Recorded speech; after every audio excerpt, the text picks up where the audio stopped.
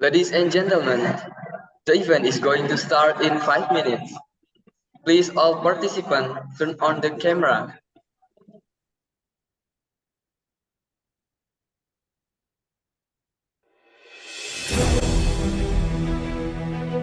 Established since 2013 in the City of Heroes, which is rich in diverse cultures, Nahdlatul Ulama Surabaya University, UNUSA, has a vision to become a leading and excellent higher education institution in ASEAN with entrepreneurial spirit and Islamic identity. UNUSA was established under the Surabaya Islamic Hospital Foundation, or YARSIS, a foundation formed and established by Nahdlatul Ulama. UNUSA was originally started in 1979 when YARSIS established the School of Health Nursing, or ESPICA. In 1985, YARSIS established the Academy of Nursing, ACNUR, and the Academy of Midwifery, ACVID, in 1997, which in 2006 were merged into the College of Health Sciences, STICUS. It was this STICUS that transformed into UNUSA through the addition of several study programs, including the Faculty of Medicine. It was originally started Despite its early establishment, UNUSA has become one of the leading private universities in Indonesia. In 1985, most of UNUSA's study programs have been accredited as excellent. UNUSA is also the only university that has 3 hospitals of its own as practice grounds for students. The College of Health Fund. Having 3 campuses in Surabaya, UNUSA is equipped with complete and modern learning facilities, including laboratories such as Virtual Reality Laboratory, Micro-Teaching Laboratory, CBT Laboratory, Biosafety Level 2 Laboratory, Anatomy and Histology Laboratory, Microbiology Laboratory, Integrated Research Laboratory, Medical Surgical Laboratory, Emergency Laboratory, Nutrition Laboratory, K3 Laboratory, Science Laboratory, Growth and Development Laboratory, Data and System Integration Laboratory, and many other laboratories. As a university that's geared towards international standards, UNUSA has also begun to pioneer an outcome-based education, OBE-based curriculum, a curriculum that focuses on outcomes. UNUSA has also developed a digital-based learning process through the eSorogan platform since 2017. To enrich the students' skills and experience, UNUSA has collaborated with a number of internship companies, such as Indosat, Pelindo, PLN, and other companies. UNUSA's accelerated growth can be seen from its achievements, both at the national and international levels, such as ranked 16th Best Private University in Indonesia by Himago World University Ranking in 2023, ranked 9th Best Private University in Indonesia by Webometric World University Ranking July 2023, as the first best private university in MBKM implementation by LL Dikti 7, 31st National Ranking in Student Affairs from Kemenristekdikti 2021, and 2nd National Ranking in Student Affairs in Liga 3, ranked 24th PTN PTS in the 35th PIMNAS event of the Ministry of Research and Technology in 2022. Among the 231 permanent lecturers by 2022, 192 lecturers have produced articles in Scopus indexed international journals. The young lecturer Ahmad Shafuddin has been recognized in the world's top 2% scientists by Stanford University and Elsevier BV 2 consecutive years, 2021 and 2022. In the non-academic field, an UNUSA student won the gold medal in water skiing at the SEA Games in the Philippines. To accelerate its progress, UNUSA has collaborated with many parties, both domestically and abroad, so that UNUSA not only becomes one of the leading universities in Indonesia, but also in Southeast Asia. Sahabat Muda Indonesia, are you ready to be part of the best campus of choice of the world-class community? UNUSA, promoting the perfect generation, professional, entrepreneur, Ramatan Lil Alamin, focused, empowering, creative, and talented. Sebagai perguruan tinggi Nahdlatul Ulama, Universitas Nahdlatul Ulama Surabaya mengemban misi dan visi menjadi perguruan tinggi yang terkemuka dan unggul. Menyiapkan generasi rahmatan lil alamin bagi bangsa, negara, dan umat manusia. Mari bergabung dengan Universitas Nahdlatul Ulama Surabaya untuk masa depan yang lebih baik.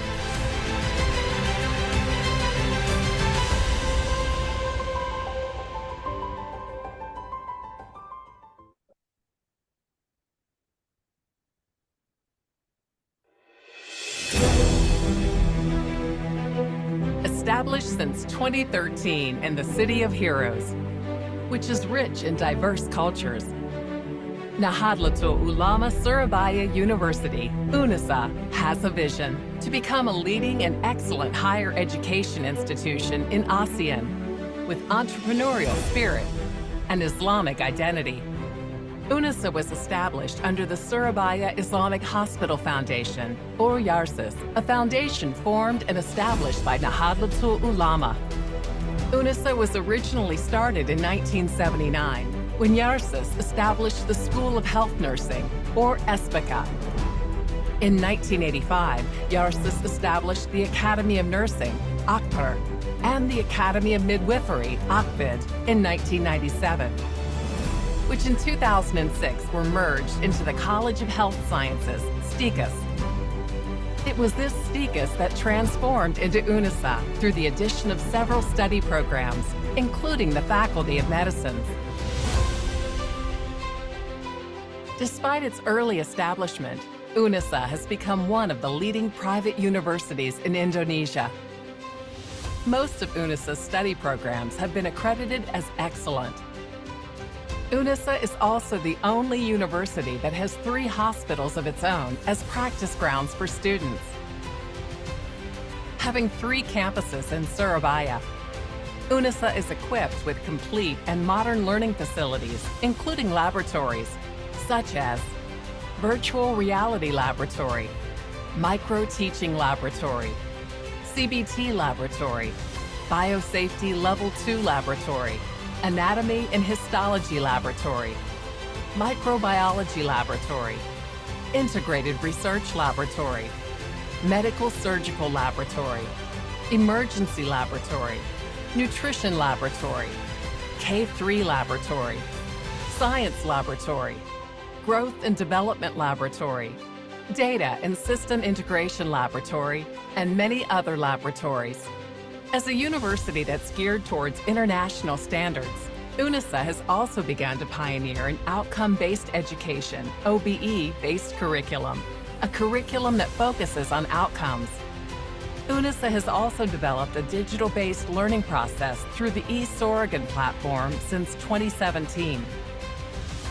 To enrich the students' skills and experience, UNUSA has collaborated with a number of internship companies, such as Indosat, Halindo, PLN, and other companies.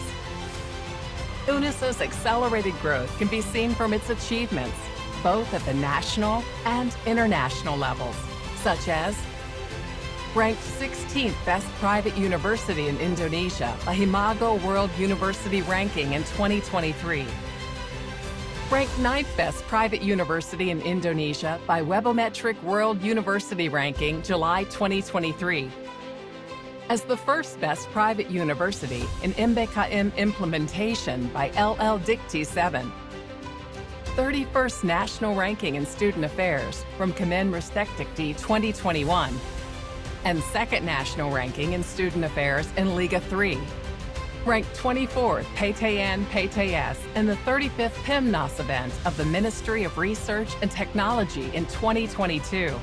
Among the 231 permanent lecturers by 2022, 192 lecturers have produced articles in Scopus indexed international journals.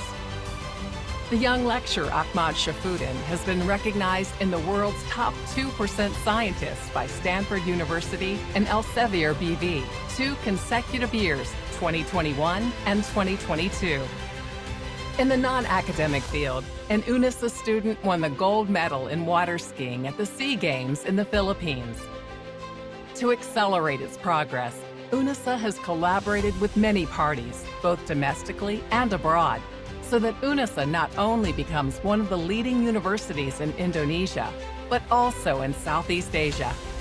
Sahabat Muda Indonesia, are you ready to be part of the best campus of choice of the world-class community? UNUSA, promoting the perfect generation, professional, entrepreneur, Ramatan Lil Alamin, focused, empowering, creative, and talented. Sebagai perguruan tinggi Nahdlatul Ulama, Universitas Nahdlatul Ulama Surabaya mengemban misi dan visi menjadi perguruan tinggi yang terkemuka dan unggul. Menyiapkan generasi rahmatan lil alamin bagi bangsa, negara, dan umat manusia. Mari bergabung dengan Universitas Nahdlatul Ulama Surabaya untuk masa depan yang lebih baik.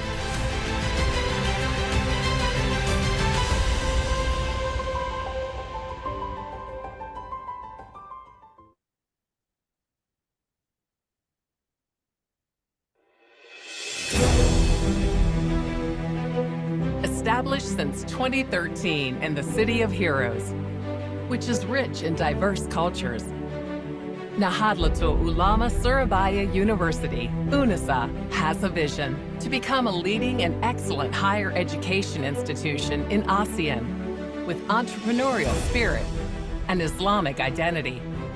UNUSA was established under the Surabaya Islamic Hospital Foundation, or YARSIS, a foundation formed and established by Nahdlatul Ulama.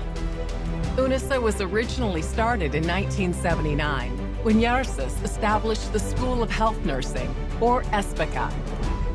In 1985, YARSIS established the Academy of Nursing, ACPER, and the Academy of Midwifery, ACPID, in 1997. Which in 2006 were merged into the College of Health Sciences, STICUS. It was this STICUS that transformed into UNUSA through the addition of several study programs, including the Faculty of Medicine. Despite its early establishment, UNUSA has become one of the leading private universities in Indonesia. Most of UNUSA's study programs have been accredited as excellent. UNUSA is also the only university that has 3 hospitals of its own as practice grounds for students.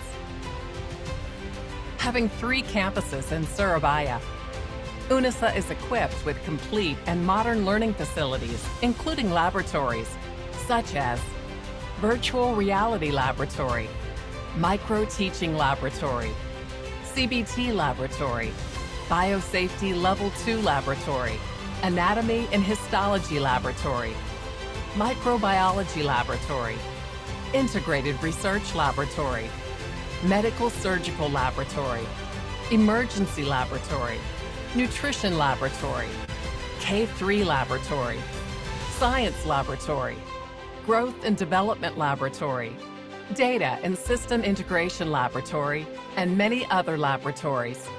As a university that's geared towards international standards, UNUSA has also begun to pioneer an outcome-based education, OBE-based curriculum, a curriculum that focuses on outcomes.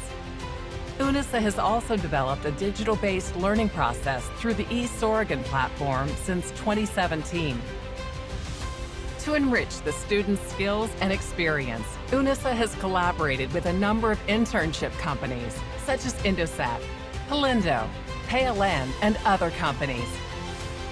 UNUSA's accelerated growth can be seen from its achievements, both at the national and international levels, such as ranked 16th Best Private University in Indonesia by Himago World University Ranking in 2023, ranked 9th Best Private University in Indonesia by Webometric World University Ranking July 2023, as the first best private university in MBKM implementation by LL Dikti 7, 31st national ranking in student affairs from Kemenristekdikti 2021, and second national ranking in student affairs in Liga 3.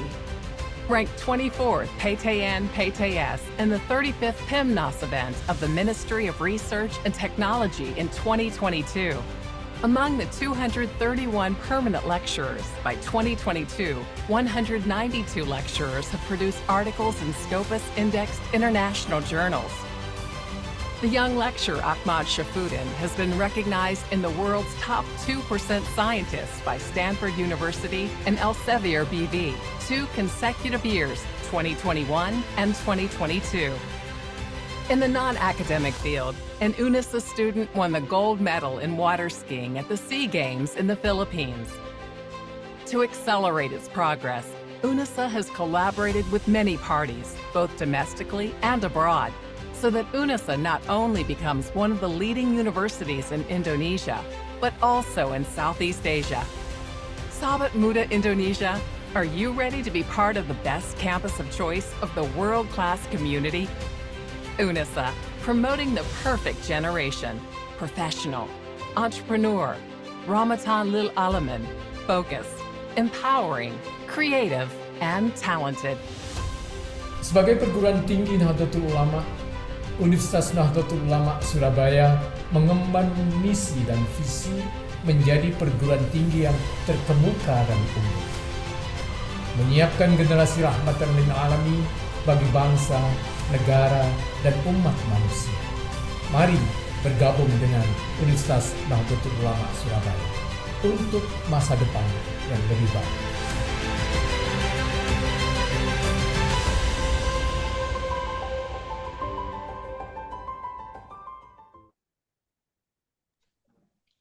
Bismillahirrahmanirrahim.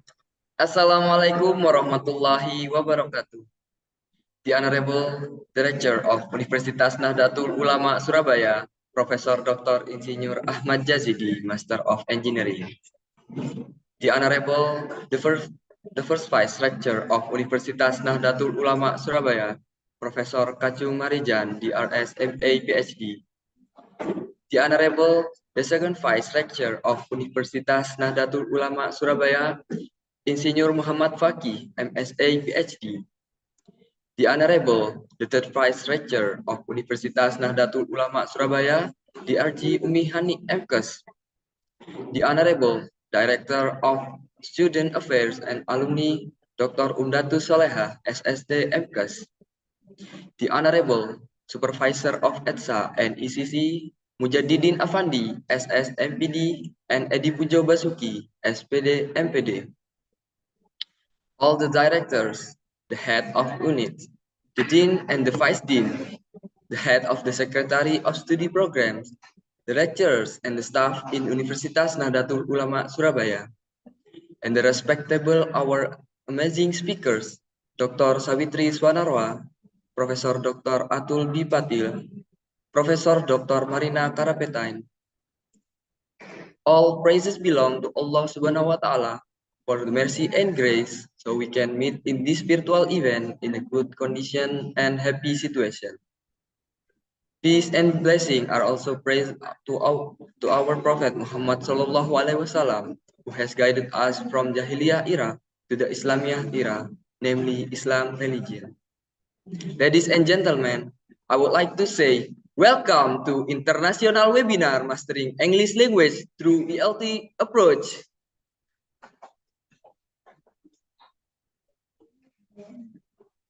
Let me introduce myself. I am Muhammad Ramadan Putra, an undergraduate student of English Education Department, Universitas Nahdlatul Ulama Surabaya, as the host for today's event. Ladies and gentlemen, to start this event, let me read the agenda today. The first, opening by the host. Second, singing national anthem of Indonesia, Thailand, India, Russia, Subhanal Waton, and hymn of UNUSA. The third, screening of UNUSA profile video. Fourth, speech by the head of committee.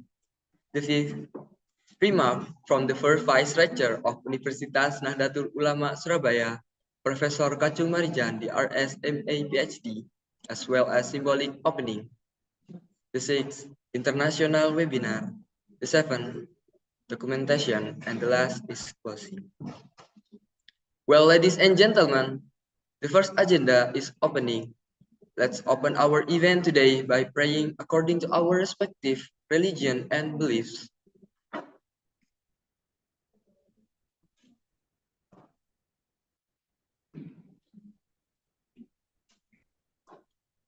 The next agenda is singing Indonesia Raya as the national anthem of Indonesia, Plain Chaptai as the national anthem of Thailand, Jana Gana Mana as the national anthem of India, Kesudatsmeni Jim Rosifkoi Federasi as the national anthem of Russia, Shuban Waton, and Hymn of UNUSA. For the committee, the floor is yours.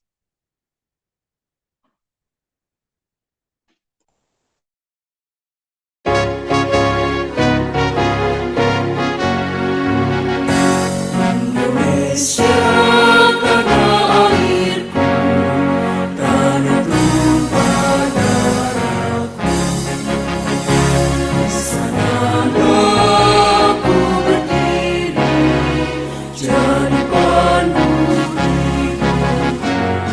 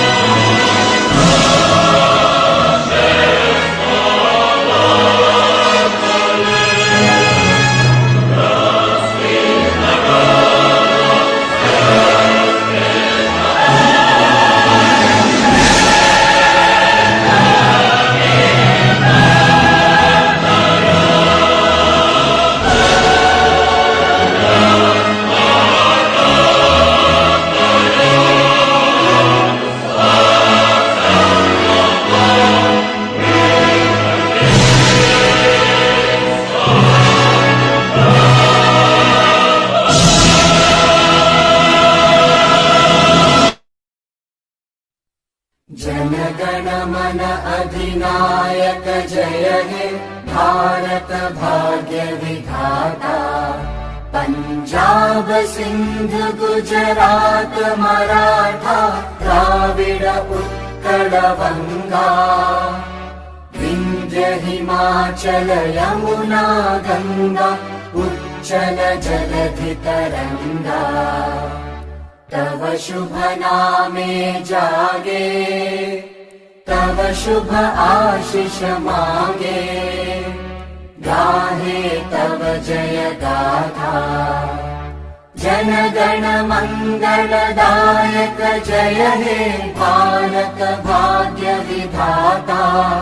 जय हे जय हे जय हे जय जय जय जय हे।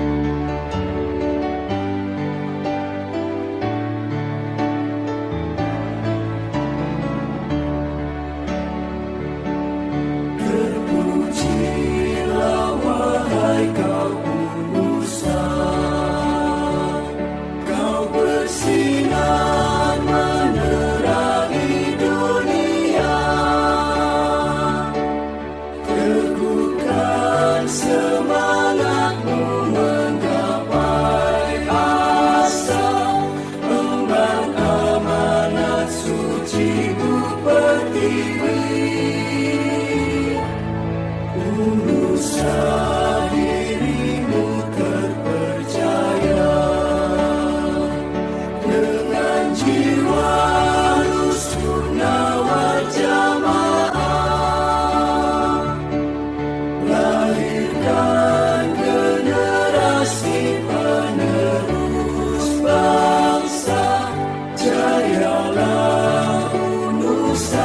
engkau jayalah, berkarakter Islami serta berakhlak mulia, berpilar iman, ilmu dan amal. Bangkitlah wahai kaum UNUSA, untuk menggapai cita-cita bangsa, wujudkan generasi rahmatan lil alamin. Semoga ridho Allah untuk UNUSA.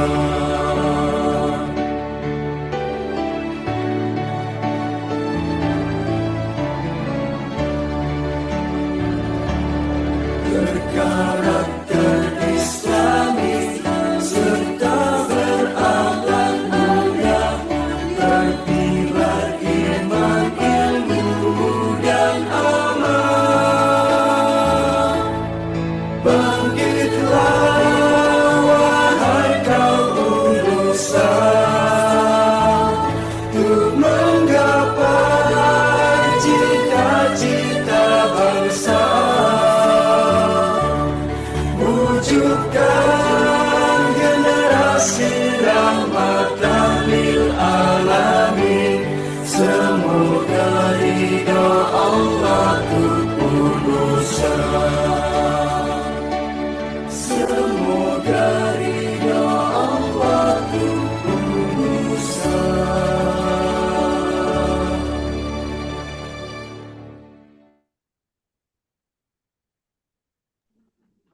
Well, ladies and gentlemen, for your information, Subhanal Waton is a famous song in Indonesia.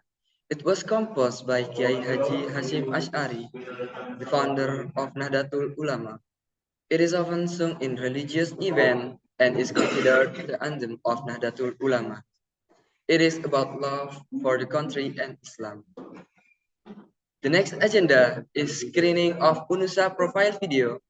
For the committee, the floor is yours.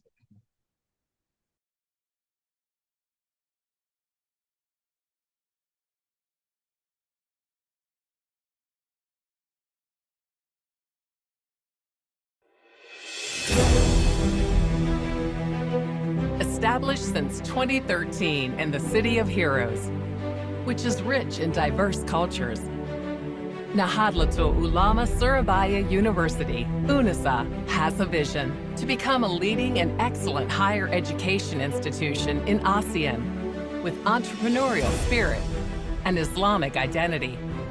UNUSA was established under the Surabaya Islamic Hospital Foundation, or YARSIS, a foundation formed and established by Nahdlatul Ulama.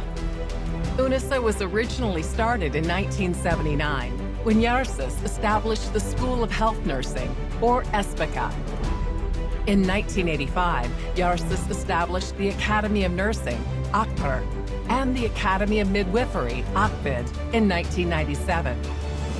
Which in 2006 were merged into the College of Health Sciences, STICUS. It was this STICUS that transformed into UNUSA through the addition of several study programs, including the Faculty of Medicine. Despite its early establishment, UNUSA has become one of the leading private universities in Indonesia. Most of UNUSA's study programs have been accredited as excellent. UNUSA is also the only university that has 3 hospitals of its own as practice grounds for students. Having 3 campuses in Surabaya, UNUSA is equipped with complete and modern learning facilities, including laboratories, such as Virtual Reality Laboratory, Micro-Teaching Laboratory, CBT Laboratory, Biosafety Level 2 Laboratory, Anatomy and Histology Laboratory, Microbiology Laboratory, Integrated Research Laboratory, Medical Surgical Laboratory, Emergency Laboratory, Nutrition Laboratory, K3 Laboratory, Science Laboratory, Growth and Development Laboratory, Data and System Integration Laboratory, and many other laboratories. As a university that's geared towards international standards, UNUSA has also begun to pioneer an outcome-based education, OBE-based curriculum, a curriculum that focuses on outcomes. UNUSA has also developed a digital-based learning process through the eSorogan platform since 2017. To enrich the students' skills and experience, UNUSA has collaborated with a number of internship companies, such as Indosat, Halindo, PLN, and other companies. UNUSA's accelerated growth can be seen from its achievements, both at the national and international levels, such as ranked 16th Best Private University in Indonesia by Himago World University Ranking in 2023. Ranked 9th Best Private University in Indonesia by Webometric World University Ranking July 2023. As the first best private university in MBKM implementation by LL Dikti 7. 31st National Ranking in Student Affairs from Kemenristekdikti 2021. And second national ranking in Student Affairs in Liga 3. Ranked 24th PTN PTS in the 35th PIMNAS event of the Ministry of Research and Technology in 2022. Among the 231 permanent lecturers by 2022, 192 lecturers have produced articles in Scopus indexed international journals. The young lecturer Ahmad Shafuddin has been recognized in the world's top 2% scientists by Stanford University and Elsevier BV 2 consecutive years, 2021 and 2022. In the non-academic field, an UNUSA student won the gold medal in water skiing at the SEA Games in the Philippines. To accelerate its progress, UNUSA has collaborated with many parties, both domestically and abroad, so that UNUSA not only becomes one of the leading universities in Indonesia, but also in Southeast Asia. Sahabat Muda Indonesia, are you ready to be part of the best campus of choice of the world-class community? UNUSA, promoting the perfect generation, professional, entrepreneur, Ramatan Lil Alamin, focused, empowering, creative, and talented. Sebagai perguruan tinggi Nahdlatul Ulama, Universitas Nahdlatul Ulama Surabaya mengemban misi dan visi menjadi perguruan tinggi yang terkemuka dan unggul. Menyiapkan generasi rahmatan lil alamin bagi bangsa, negara, dan umat manusia. Mari bergabung dengan Universitas Nahdlatul Ulama Surabaya untuk masa depan yang lebih baik.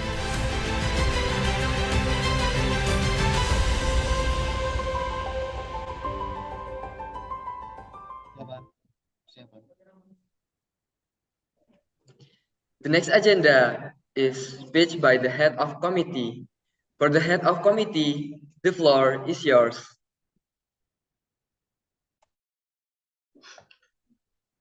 Assalamualaikum warahmatullahi wabarakatuh, and good morning everyone. First of all, the Honorable Rector of UNUSA, Prof. Dr. Insinyur Ahmad Jasidi, Master of Engineering, and First Vice Rector, Prof. H. Kacung Marijan, Dr. Andes, Master of Art, PhD, Second Vice Rector, Insinyur Muhammad Faki, MSA, PhD, Third Vice Rector, D.R.G. Umi Hani, MKes, the Honorable Director of Student Affairs and Alumni, Dr. Umdatu Soleha, SST, MKes, the Honorable ECC and ETSA Supervisor, the Honorable all Dean, Vice Dean, all Head of Department and Secretary, all Director, all lecturers who attend this international webinar, and all my dear friends who attend this webinar. I extend a warm welcome to all participants joining us for today's webinar. As the Chief Committee, I'm delighted to see such enthusiasm for this webinar. Our speakers are ready to share valuable insight, and I encourage active participation from all attendees. Thank you for all committee and media partner for the sports. Let's make the most of this opportunity to learn and grow together. That's all for me. Assalamualaikum warahmatullahi wabarakatuh.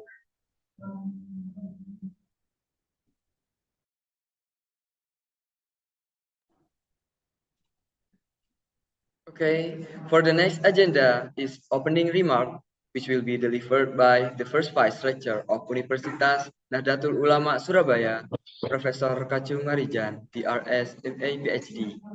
The Honorable Professor Kacung Marijan, DRS, MA, PhD. The floor is yours. Thank you. Bismillahirrahmanirrahim. Assalamualaikum warahmatullahi wabarakatuh. Alhamdulillahirabbil alamin wa bihi nasta'in ala umuri dunya waddin. Shalatu wassalamu ala asyrofil anbiya'i wal mursalin wa ala alihi washabihi ajmain, amma ba'du. Our respectable and amazing speaker, Dr. Safitri Swanora from Raja Magala University, Thailand. Professor Atul Batil from Immense School of Holistic Development, India. Professor Marina Karapatin from Vladimir State University, Russia.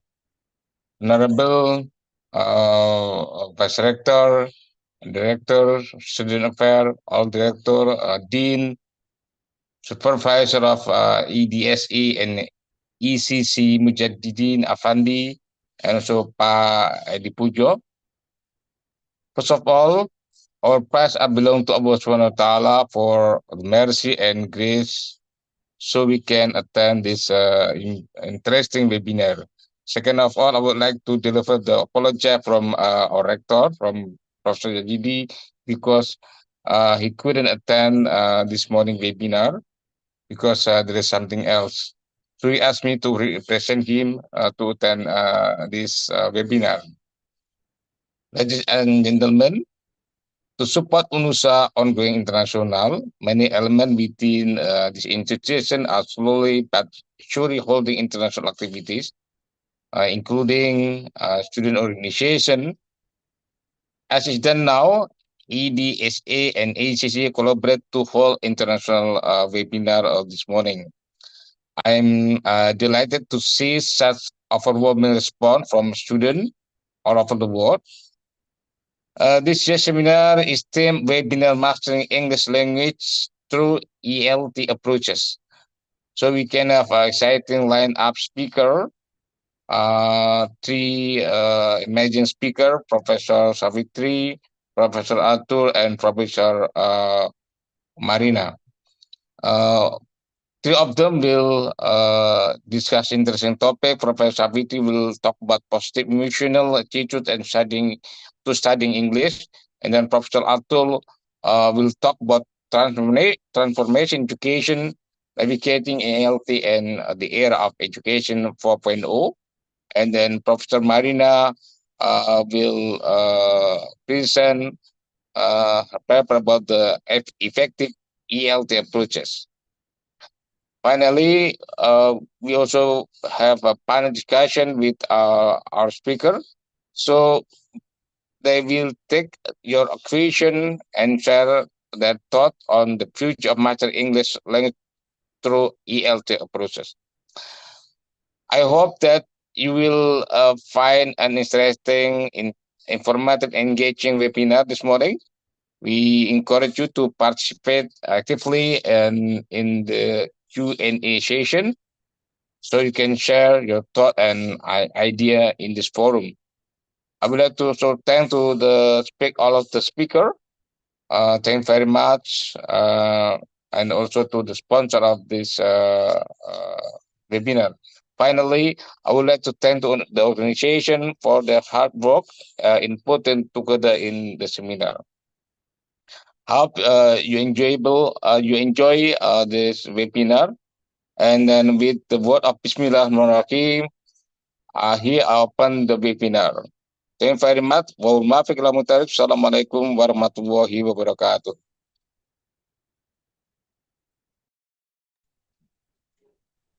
Thank you very much, Professor Kacumarijan, for the inspiring speech. Before we move to the main agenda, we will do some documentation. Please, all the participants, turn on the camera. And the committee, the floor is yours. For the slide number 1.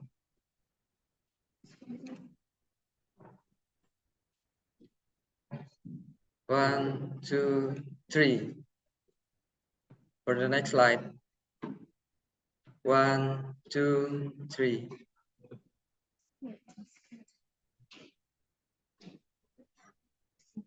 For the next slide. 1, 2, 3.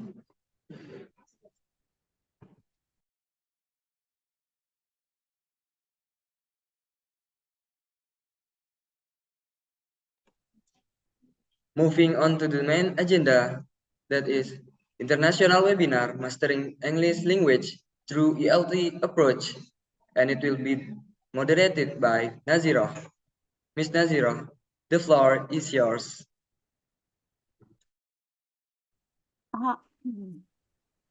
So, Thanks to Mafilur Rahman as the Master of Ceremony for allowing me to continue this session today.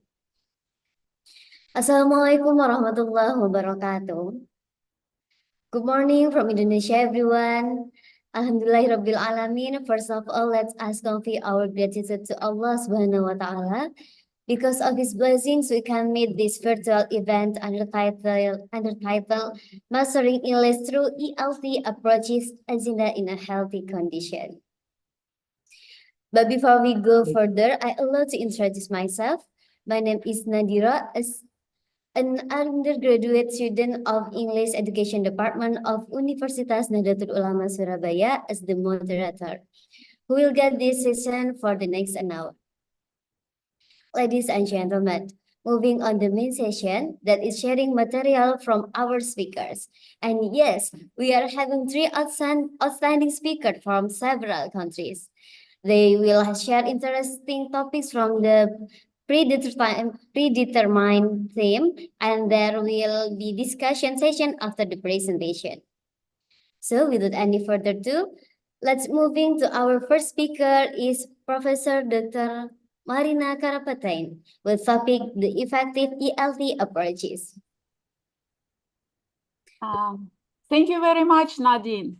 Thank you for your introduction. So, so what about my presentation? Shall I adjust myself? Or you will just? You can also share your presentation by yourself. I will try. Yes, I will try to share the screen. Okay. Do you see all? Yes, you can see it. Okay, thank you very much. Thank you all. So, and dear colleagues, students, and organizers of this brilliant event of today's webinar, I would like, first of all, to express my deep gratitude to you all for inviting me and be part of this exciting event today. And of course, I'm happy to share my expertise and knowledge with all the students and teachers. I hope that the materials will be relevant for both of the audiences, as students and the teachers as well. So I would like to start off with highlighting the idea how complex and fast-changing the educational context nowadays it has become. And really, the changes in education, in science, are already at the doorsteps of all of us. And we teachers, students, educators are facing a really challenging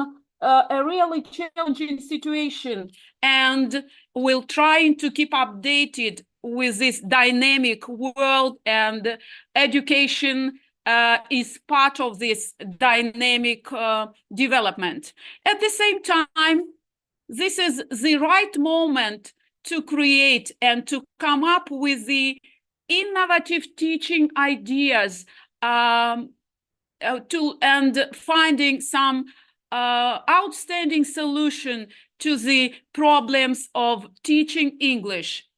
So the current teaching paradigm is not sufficient anymore, I would say, to meet the growing demands from the students, leaders, entrepreneurs, and thinkers, all those people who aspire to greater proficiency in their occupation. And I'm sure that you are all just also like aspiring to improve and to boost your skills in Excuse every me, Dr. sphere. Marina. Uh-huh.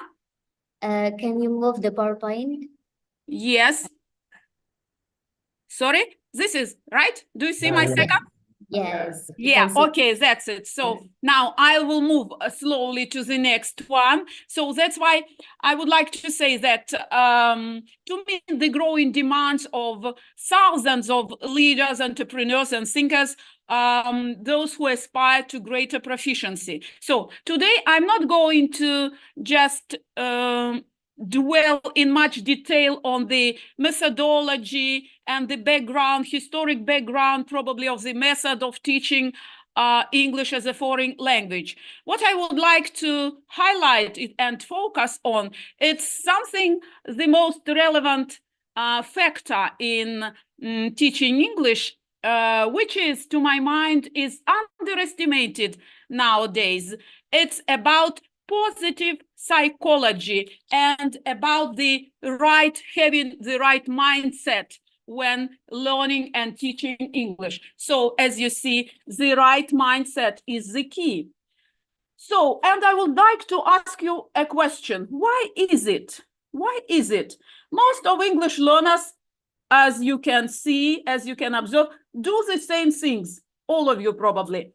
It looks like you are just taking courses in English. You are probably memorizing some vocabulary, English vocabulary. Maybe you are just learning some books, but the results are different. Why some students learn better and faster than others, when on the outside they seem to do quite the same things?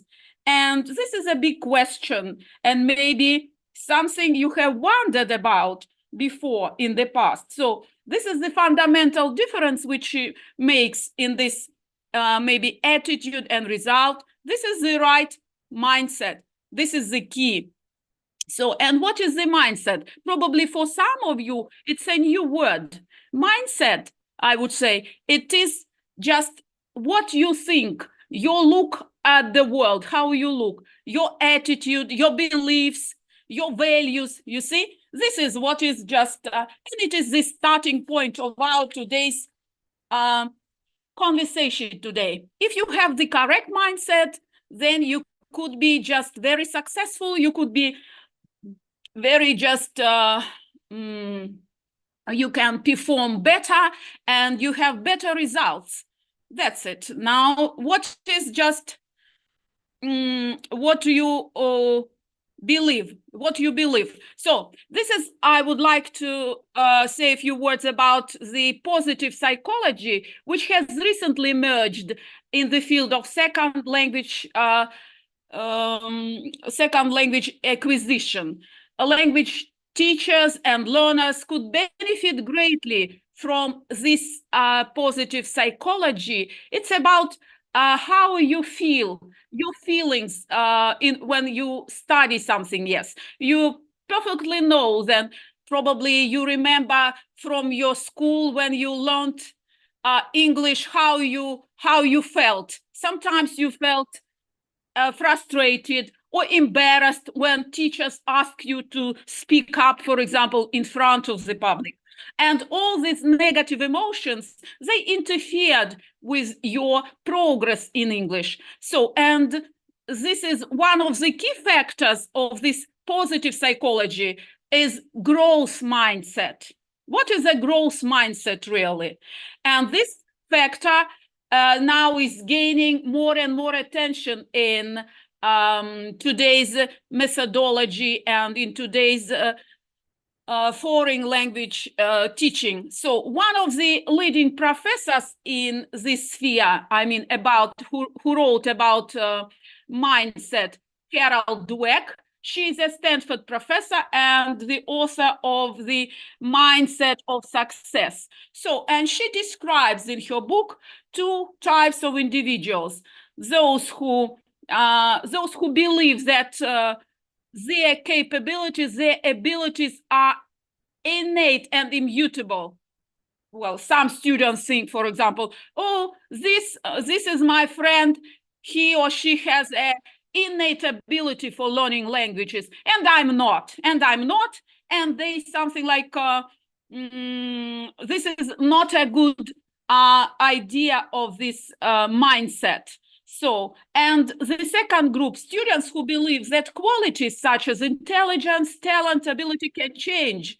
They are mutable through your application and adjustment. You can grow.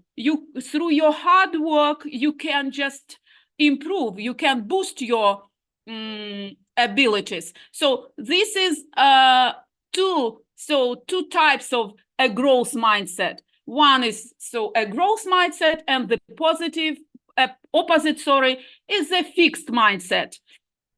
So for growth mindset, you believe that I'll do my best today, for example. I can do it if I try hard or enough. I love to learn new things. How can I learn from my mistakes? Students are not afraid making mistakes. They look at the mistakes as an opportunity to learn something new. Moreover, I would like just to teach you something. Well, think about your learning language as a game, for example. I think you are all people are fond of playing some games, but imagine when you play, some of you, probably you play football or badminton. By the way, I myself started playing badminton here in Indonesia because badminton is very popular in your country. So, and that's it. When you play in a game, you can make mistakes. You see, you can lose some points. That's it. But you learn from it, from your practice. Just think about this like learning your language, or when you do something difficult, as a game that you're learning from it. Yes. And that's a great idea for you, will be. So, and the opposite, like I have already said, the students don't believe that they can grow up in their abilities. They think that they are not good because they don't have innate abilities. They don't have a flair for learning languages or math, for example. They say, other people learn faster than me. I'll never be fluent. Like, I'm not doing any progress. And this is, or I can't let people see me making mistakes, and they think that I'm not smart. But believe me that we all can make mistakes. Okay, and here, why is growth mindset important for students? Yes. And so I would like to point out that confidence is very closely related with your this growth mindset. Confidence is crucial for language learning. Students who believe that they can learn to develop their skills, memorize new words, and communicate fluently are much more likely to succeed. So these learners also tend to be more self-directed, motivated, and resilient. And here the key word from my point is resilient. Resilient. What is resilience? Resilient. It doesn't matter how many times you failed, for example. It means that you don't give up. You persist in doing this, in learning further and complete your tasks rather than giving up. Okay. So, and here there are also, like in my picture, you can see this is some expressions people use with a growth mindset, with a fixed mindset. You see, I can learn only anything I want. When I'm frustrated, I persevere. I want to challenge myself. And also, psychologists advise not to use the word problem. You'd better use the word a challenge. A challenge, it sounds more like maybe more positive. A challenge, it's something you challenge yourself. You challenge yourself all the time. Okay. And the next, why is growth mindset is important for teachers? We are teachers, are models, so to say. I say role models, of course, role models for our students. When students see someone who believes in themselves and in students, yes, this inadvertently gives them confidence. That's why it's important for teachers praise students and give them supportive feedback, encouraging to develop new skills. And of course, I'm sure I can see it from my extending teaching experience. It works when you support your students. Yes. Okay. You should just cultivate this mindset, growth mindset in every student and in your classroom, in the environment, in your environment of, okay. So there is such a concept as an effective filter, feelings. You know, numerous studies show that anxiety and self-doubt interfere with the language or any skills. Negative feelings can become a barrier between the speaker and the listener, a teacher and the student in learning environment, and it reduces the amount of language the listener is able to comprehend or retain.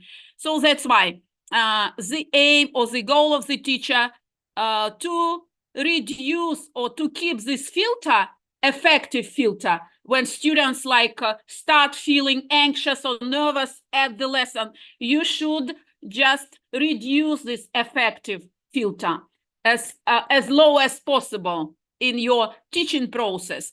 You can do it through you can do it through playing some games at the beginning of the lesson, maybe because all age groups are fond of, as I mentioned, playing games. It might be intellectual games, anything. Yes, that's something like this. Moreover, also, it's very important how to praise.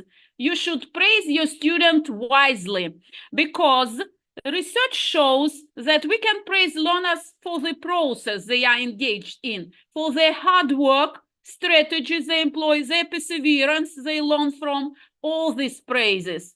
But you shouldn't praise for the innate talent. You see, when you praise that, oh, great, you are so talented, it's something makes your students vulnerable. You should praise the growing, their efforts to, their just strategies they use, how smart they are. They know such strategies, how to improve their confidence or confidence and fluency.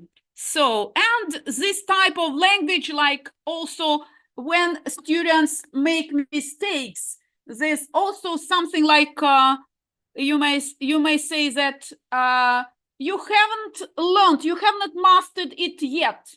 It's yet, but it makes them feeling that they can do it further. It's something like they are on this learning curve, not yet or yet are good words for praising or giving feedback to your students. And this feedback should be positive, more like, not negative. Okay, that's it. Okay, that's it. And let me move to the next. This is being an active listener. It's also a very, very useful tip you could learn. Well, especially for maybe beginners, students who are not confident, and they especially at the beginning of the learning journey, they find themselves in a sea of language, using this metaphor, sea of language. They may feel frustrated and lost. How to navigate it? What to do? They feel very nervous and shy about maybe their accent, pronunciation, grammar, vocabulary, mistakes when they speak with other people, a teacher, for example, in front of the class, especially native speakers. and they are focused on themselves. And isn't it a little bit selfish? You are thinking about, oh, my accent is not good, or well, I might make a mistake, what to do. It's not a good idea. You should better try to focus on your speaker, for example, or on your interlocutor. Try to listen and to be actively involved in conversation. And practically, you can just elicit something. It would be helpful for you to continue. So next time when you are talking, put all of your energy on other person, an interlocutor, and your goal shifts from I need to be perfect to I need to be friendly, or my goal is to communicate not in a perfect way, but my goal is to communicate in a friendly, polite way, to be a great listener, to be a good communicator. And believe me, nobody cares much about your accent and your mistakes, really. It's more important. Of course, it's good, well, that you can speak without mistakes or something like this, but it means that you are on this journey to your other level of proficiency, to higher level of fluency. What it means, you are not yet perfect in this, but you are moving to it. Okay, this is what is. So how we can changing students' mindsets. Okay, we can help students changing their mindsets directly, because there's much evidence and research that we can influence students, telling them, for example, about that if they push themselves to go out of their comfort zone and learn more, they will succeed with it process. The neurons in the brain coils from new, stronger connections, and over time, you or we are becoming smarter. But the important point is that you shouldn't do, for example, light reading or something like not challenging for your brains. Our brains need challenging tasks, serious reading maybe, you see. So Caroline Dweck with her team conducted the research and gained results proving the thesis scientifically. And those students who just pushed themselves and tried to go out of the comfort zone, you know what it means. Yes, comfort zone, it's very convenient. Sometimes we are reluctant to go out of our comfort zones. Yes, but really, when you prefer staying in these comfort zones, you are not developing, you are not moving to something, aspire to something more. That's why help students see that they can improve and learn new things by providing challenging tasks and opportunities. So, okay, that's it. And now we are moving further. Give sense of progress. Like you see, slow progress, even slow progress is better than no progress at all. And if the task, for example, if your assignment is too complicated, it's too much, requires much effort, you'd better break it down in smaller chunks. Start small and move to higher tasks. Well, we teachers should show students the progress they've made by letting them see themselves. For example, doing tasks they couldn't do before. Yes, you could ask them to reflect on any new language vocabulary they have learned in the last week or so and share any such language with the class. Yes, it's also very important, I suppose, for teachers just to recap after the module of something, like giving them some tests for self-evaluation, what they have learned, to feel this sense of progress they have made, how many vocabularies they have learned, what new grammar they have just mastered. So, and this is use pre-test or post-test methodology when introducing new material, and let students compare their results. Distance traveled. Students will get used to the idea that with effort, they become smarter. You could also ask them to rate themselves on, for example, the time they spent revising. This could provide useful feedback for you, especially where the effort doesn't correlate with the results. And so you can ask students to share their best mistake of the week, for example. If they just keep track of the mistakes, and yes, it's a good idea, that's asking them, for example, and what they learned from it. Do the same yourself, by the way. We teachers, we are not perfect. Nobody knows everything, believe me. That's why when you learn something new, you can mark it like your success. Learning from mistakes leads to deeper cognitive processing. It's deeper cognitive processing when you self-reflect about the mistakes and what you have, how you corrected yourself, how you have learned. And it leads to better understanding, better retention. Next time you won't make the same mistake. I mean, yes. Okay. Self-affirmation. Okay, so here choose progress over perfection, self-affirmation. For some learners, mistakes can be demotivating and anxiety-inducing. However, in reality, they are best learning opportunities, I have already said.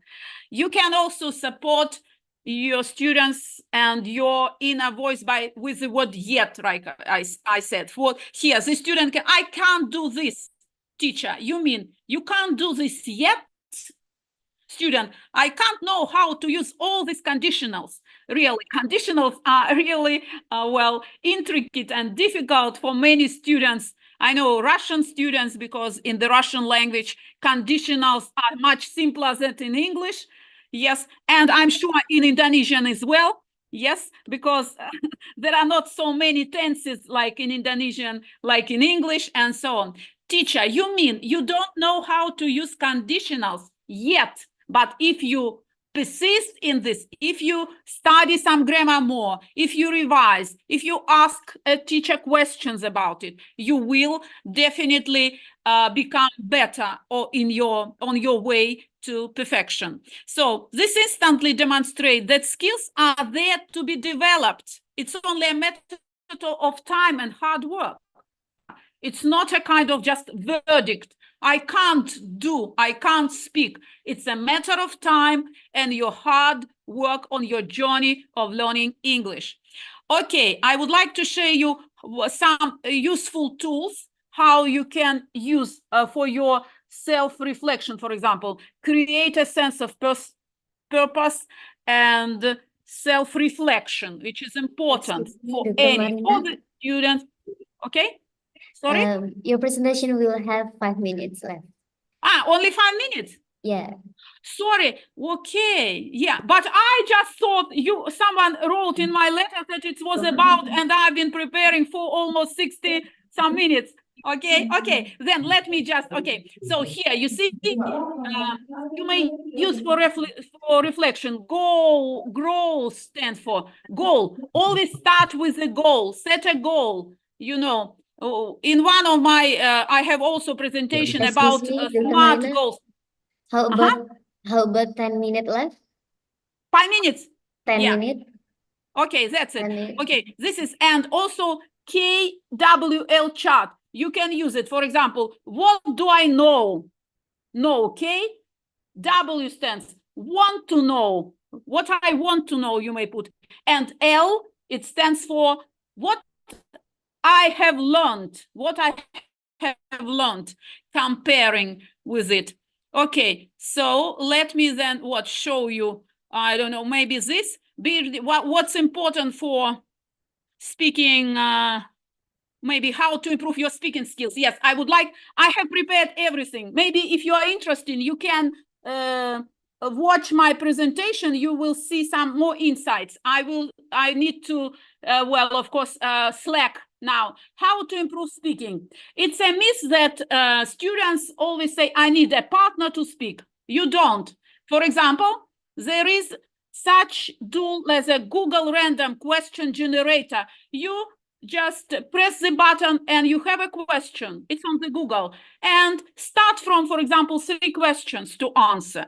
Yes, and you see it on the screen. You can start with them. Another one, shadow practicing for speaking. Okay? That's it. Let me share then, well, in conclusion, let me share some of your growth mindset quotes. You can, by the way, teachers, you can use some posters in the classroom with some growth mindset quotes. For example, strive not to be a success, but rather to be of value, Albert Einstein. Believe you can, and you're halfway there. Believe in yourself. The journey of 1,000 miles begins with 1 step, Lao Tzu. And it always seems impossible until it's done, Mandela. Success is not high up. Success is not high, how high you have climbed, but how you make a positive difference to the world.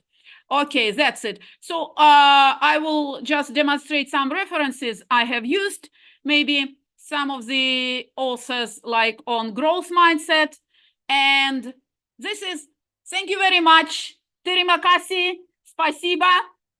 And I just will be pleased to answer your question. Thank my just honored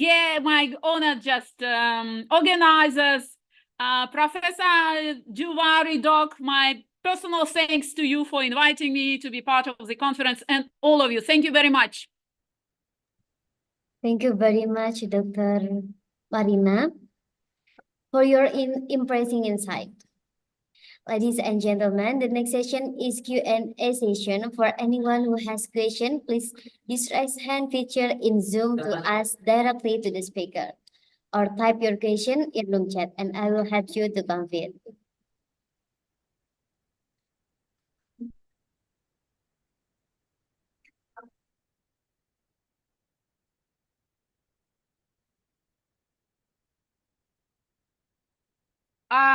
Shall I answer, Nadine?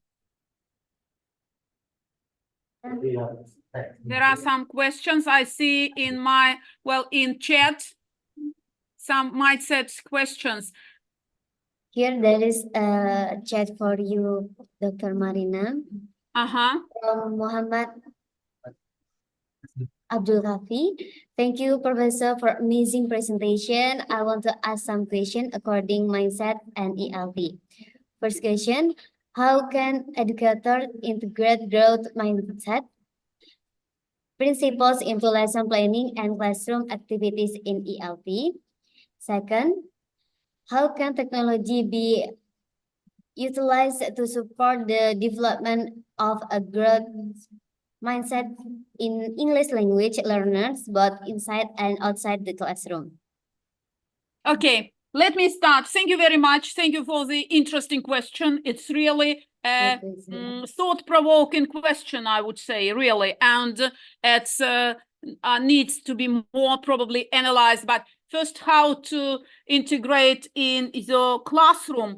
As I've said, first of all, it starts, of course, with setting an atmosphere. You can include it very easily. What comes now? You can, first of all, if you want, you should plan it beforehand, of course. Planning your lesson. Well, perfect lessons, you can choose the topic of the lesson about positive emotions. There are many lessons related to feeling and emotions, you know, learning the vocabulary about emotions, one way. Then I said, setting physical environment. You can put posters, growth mind posters. You can put some pictures of this growth mindset and keep it in your classroom, okay? You can do it through your warming up activities, like establishing that mood, positive mood, of course. It is, I think, a must for any lesson. Each lesson, when you enter the classroom, you should be smiling, probably, despite the problems we all have. Well, you know, that's it, of course. Maybe it's not possible do it all the time, but still asking genuine question and being sympathetic with students, not just formally, but genuinely interested in students' problems and trying to boost them, giving feedback, as I've said, giving feedback, detailed feedback, praising students, praising for their strategies they use, praising for their efforts, for hard perseverance and resilience, but not for the talent. Talent is something they have. And if you don't work, what is talent? Talent plus hard work, then you can just develop yourself, your skills. But if you praise for talent, it's the road, it's to stagnation. This is what comes to my mind. That's it. Then how can technology be utilized to support the development of a growth mindset? Okay, technology both inside and outside the classroom. It's an interesting question. Speaking about, well, for example, different skills, I've started in my presentation, there are some points how to boost pronunciation skills, speaking skills, grammar, vocabulary, and writing skills. So, for example, in, well, technology, it can be used in shaping students' pronunciation. There are great 3D models already, certain programs when this pronunciation is visualized. Why students struggle with pronouncing some sounds in English? Because they don't have in their native tongues, for example, like interdental in English language. In Russian, there are no such sounds, and in Indonesians either. I know there are no and students struggle all the time. So this 3D model nowadays you can display to students. They need to visualize. They need to just pinpoint how to pronounce, and it's a perfect. What I have mentioned also, Google random generator questions, perfect tool to answer questions.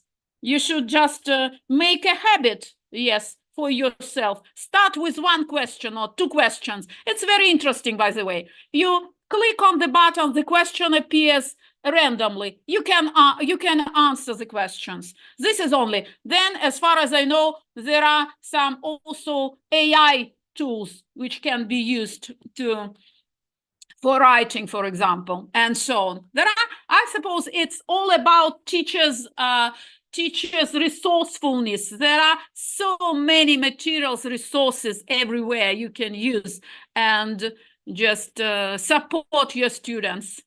Thank you very much.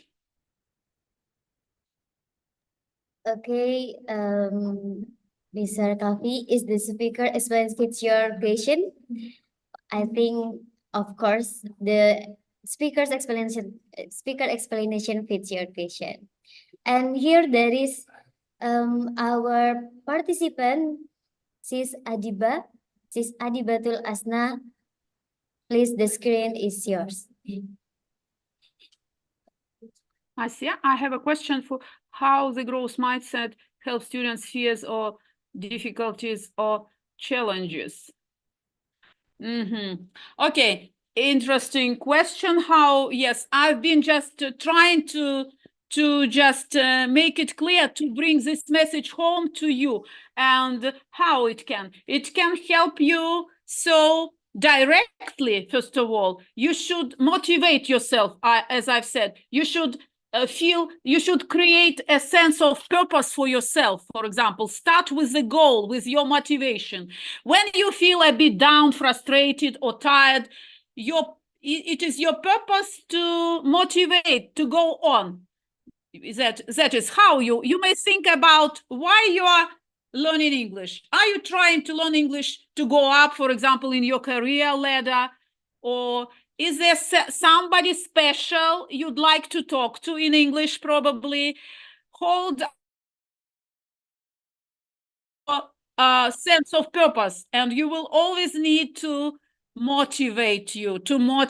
You also need, for example, something like create a reward for you, because nowadays students don't do anything without rewarding them. Okay, but you should create a reward for yourself. Think, if I do this, for example, I might just go out, for example, or I might do something for myself, something pleasant, you know. That's it, of course. And Yes, motivational self-affirmation, like maybe mottos or anything. Also, a story, you may read some inspiring stories about people, inspiring stories who can do wonders despite of the difficulties they have. You know, one of the stories there was in my presentation, it's about a woman who went on a world bike tour around the world alone, solo tour. You see, it's so inspiring, really. Okay, this is, thank you very much if I answered. Okay.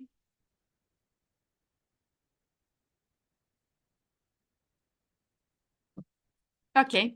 Any more questions? I'll be pleased to answer. Third question is from our participant, Aisyah Yahya. I will read for you. And it will be your last question, Dr. Marina. Okay. Okay, here is the question. How can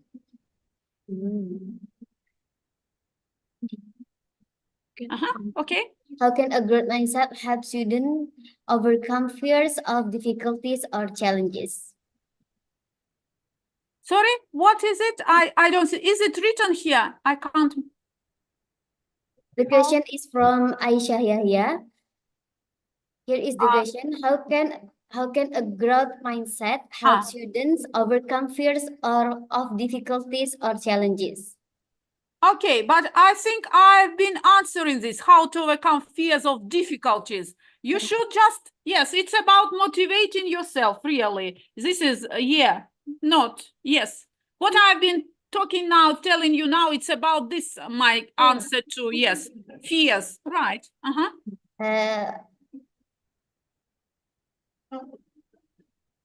You can answer who raised hand here. Farok Ahmad Lon. The floor is yours.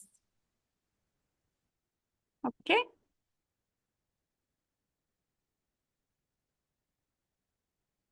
So thank you.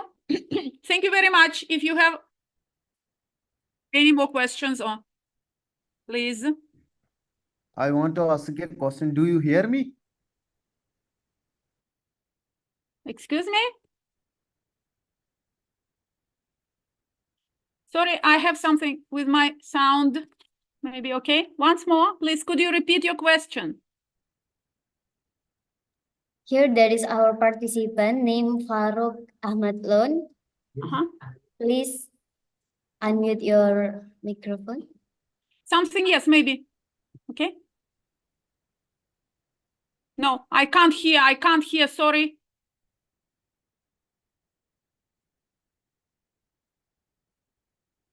Nadine, I can't hear the question. Brother Farok Ahmad Lon, please unmute your microphone. Do you hear me now?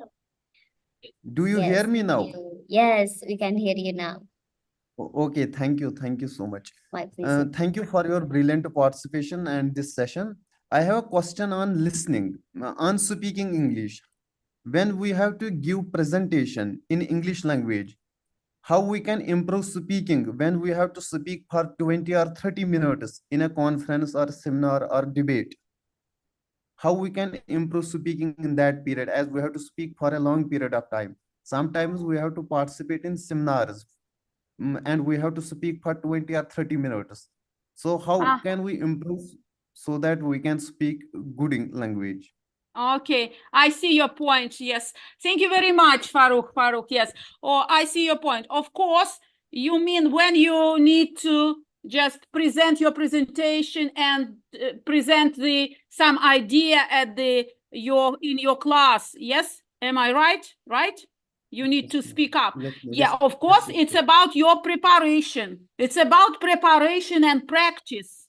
You need to prepare before, of course. It's not spontaneously. You need to plan if you are, of course, and even great speakers, great public speakers, they have been training themselves. It's not that out of blue, you can go out and start speaking, right?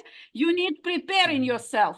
But, and believe me, you can start with something small. You can ask your, for example, friend, in front of your friend, could you listen to my presentation, for example? And believe me that when someone listens to you, he can give you some good remarks, good points, how to improve. Start practicing, you know. Moreover, I just have in my presentation the technique like shadowing someone, you know, shadowing, yes? You, for example, I'm sure you have lots of favorite, maybe presenters or bloggers. Try to do something. Switch on your device. Start listening, for example, to a famous presenter. Listen to one sentence. Hit on the stop button. Try to repeat after him. You see? Try to repeat after him. And then of course, it involves hard work. I would say that it is simple, but it's challenging. It's a challenge for your growth, you know, and each time after practicing, you will be better and better. Believe me, it's from my own experience too. I also sometimes was very anxious about like delivering lectures to students, you know. It's been a great challenge in my history also. Okay. Thank you. Thank you for good answer. Thank you.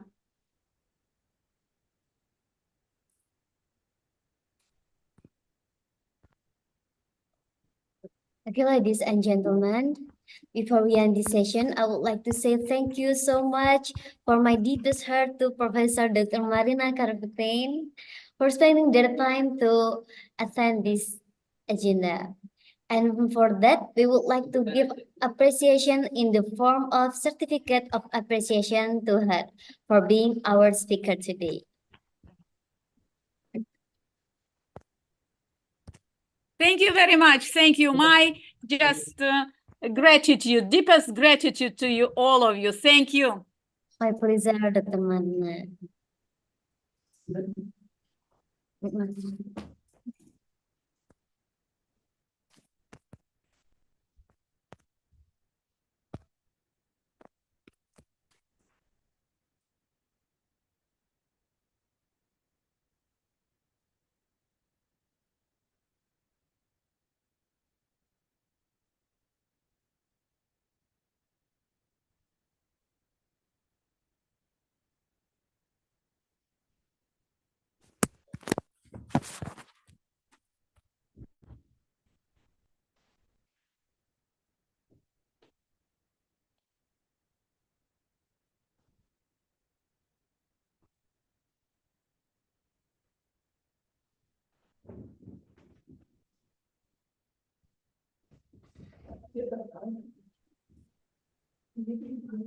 Okay, well, moving on the next session, we have Professor Dr. Savitri Suwanarawa as our second speaker with topic the effective ELV approaches.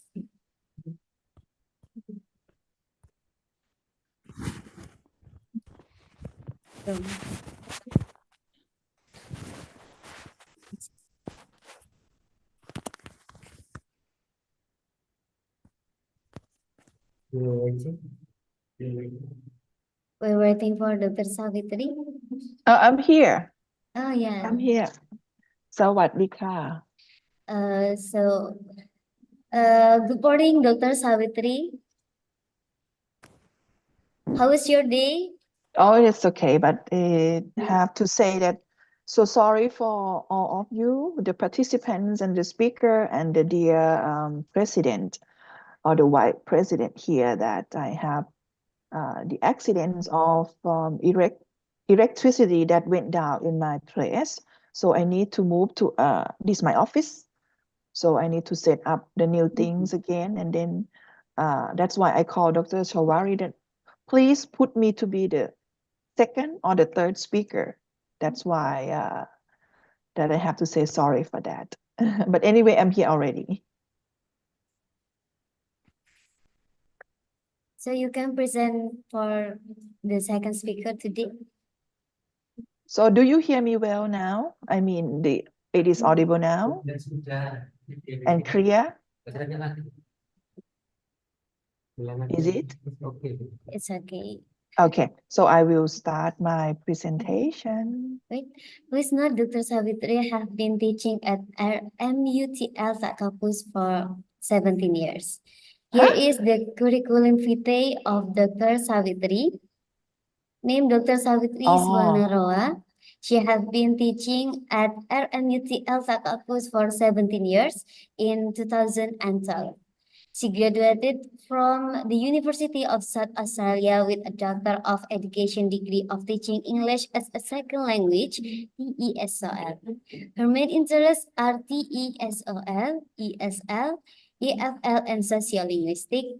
From 2013 to present, there have been a number of national and international conference presentations. Her international publication in scope index journals, academic experience, such as keynote speakers, plenary speakers, associate editor, and peer reviewer for international level.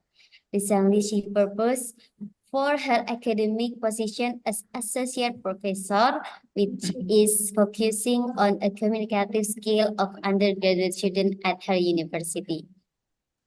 But before starting session, I would like to inform you that this session will be last for 30 minutes and the Q&A session will be open in the last session after the presentation done. So Dr. Savitri, time is yours. Thank you so much, moderator. Thank you for your telling all the audience about my bio note. And then it's like she's already mentioned that I have been teaching in Ratchamakra University, which is probably some of you may know or you might not know. But anyway, I will introduce in my presentation briefly about my university and really welcome you to my university if you would like to visit. And we will organize, actually recently our president approved that we will organize and open for the international programs, which is all welcome international students from the nearby country, like your country as well, to join or to study culture as well as the academics mode in our university, majoring in various multidisciplinary like English or tourism or the other as well. I will contact and show you later on. All right, I don't want to waste your time and I would like to Excuse me, Dr. Yes. Can you see my presentation, ma'am? Yeah, we can see it. Let me make it bigger. Okay. Is it moving? Are you seeing my presentation? All of you? Can you see my presentation? Yes, we can see it. Okay, so let me start. And if you can't see any of my presentation, probably my technical error or something, let me know. Please let me know. Raise your hand or speak it up or speak out loud. I will appreciate that. All right, let me start my presentation today.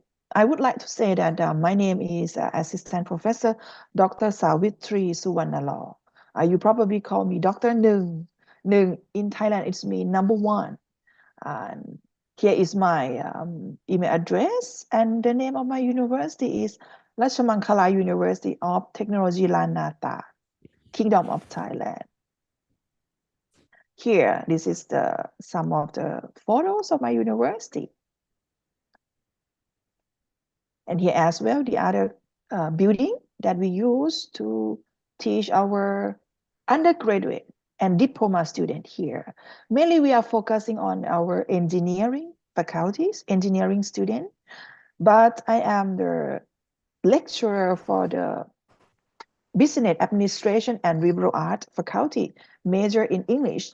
And it's like I mentioned previously that we will open very soon for the international programs, but it's not located in my campus, what I mean, but it will be mainly focusing and located in Chiang Mai province, the northern part of Thailand, which is much more beautiful than this. All right, I would like to not really teaching you today. I think I might a little bit different from the first speaker, that I will think it is a very update and high technology that we should learn in mastering our ELT or our language, English language right now. I think you know already of the Chat GPT. I am right? You know all about this program or this tool? Can someone knows about this or probably already using this program?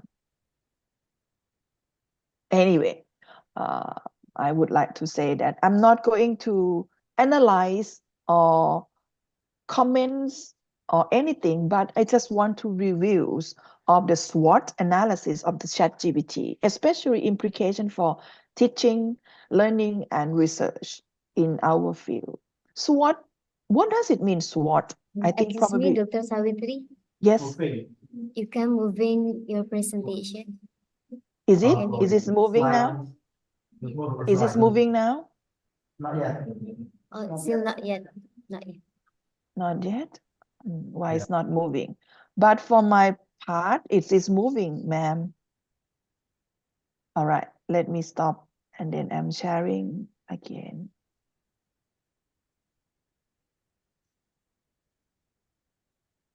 Is this now? Is this moving now, ma'am? Yes. Okay. Thank you. Sorry, Naka. Sorry for, It's okay. hang on, let me go back a little. Yeah, this is the topics. Can you see it now, ma'am and sir and everyone? Yes? Yes, you can see it. Okay. So it's like I said that SWOT, S-W-O-T, what does it mean? All right, we will see and we will find out what is abbreviation is for. All right, the abstract, I might say that this paper or probably this presentation will talk about the comprehensive review of the SWOT, which is stand for strength,นะคะ, weaknesses, opportunity, and threats of the analysis of using the ChatGPT and the S1 language model developed by the OpenAI, which is many of you already know, with a specific focus on its implication for education, practice, and research. What can I identify with this one? Through the in-depth examination of the scholarly literature, because right now it's not the human being, it's not really the machine, these are programs that we need to really investigate by the case study. And this study explore the internal and external factor that impact effectiveness and potential of ChatGPT, especially in our educational setting. Why I think it's very important to the student, because yes, of course, I'm teaching at the university level. My students, some of them already use this one, and they use it effectively, seriously. And why we need to be aware of the SWOT, which means strengths, weaknesses, opportunity, and threats. And this will review the highlight of the strengths of the ChatGPT, including the ability to generate coherent responses, offer personalized feedback, and engage learner in interactive conversations. And however, the analysis of this also reveal the weaknesses. Yes, we need to know what the weaknesses, such as the bias in the model responses, limitations in understanding the context, and potential ethical concern, which is very important. And these weaknesses necessitates a careful consideration and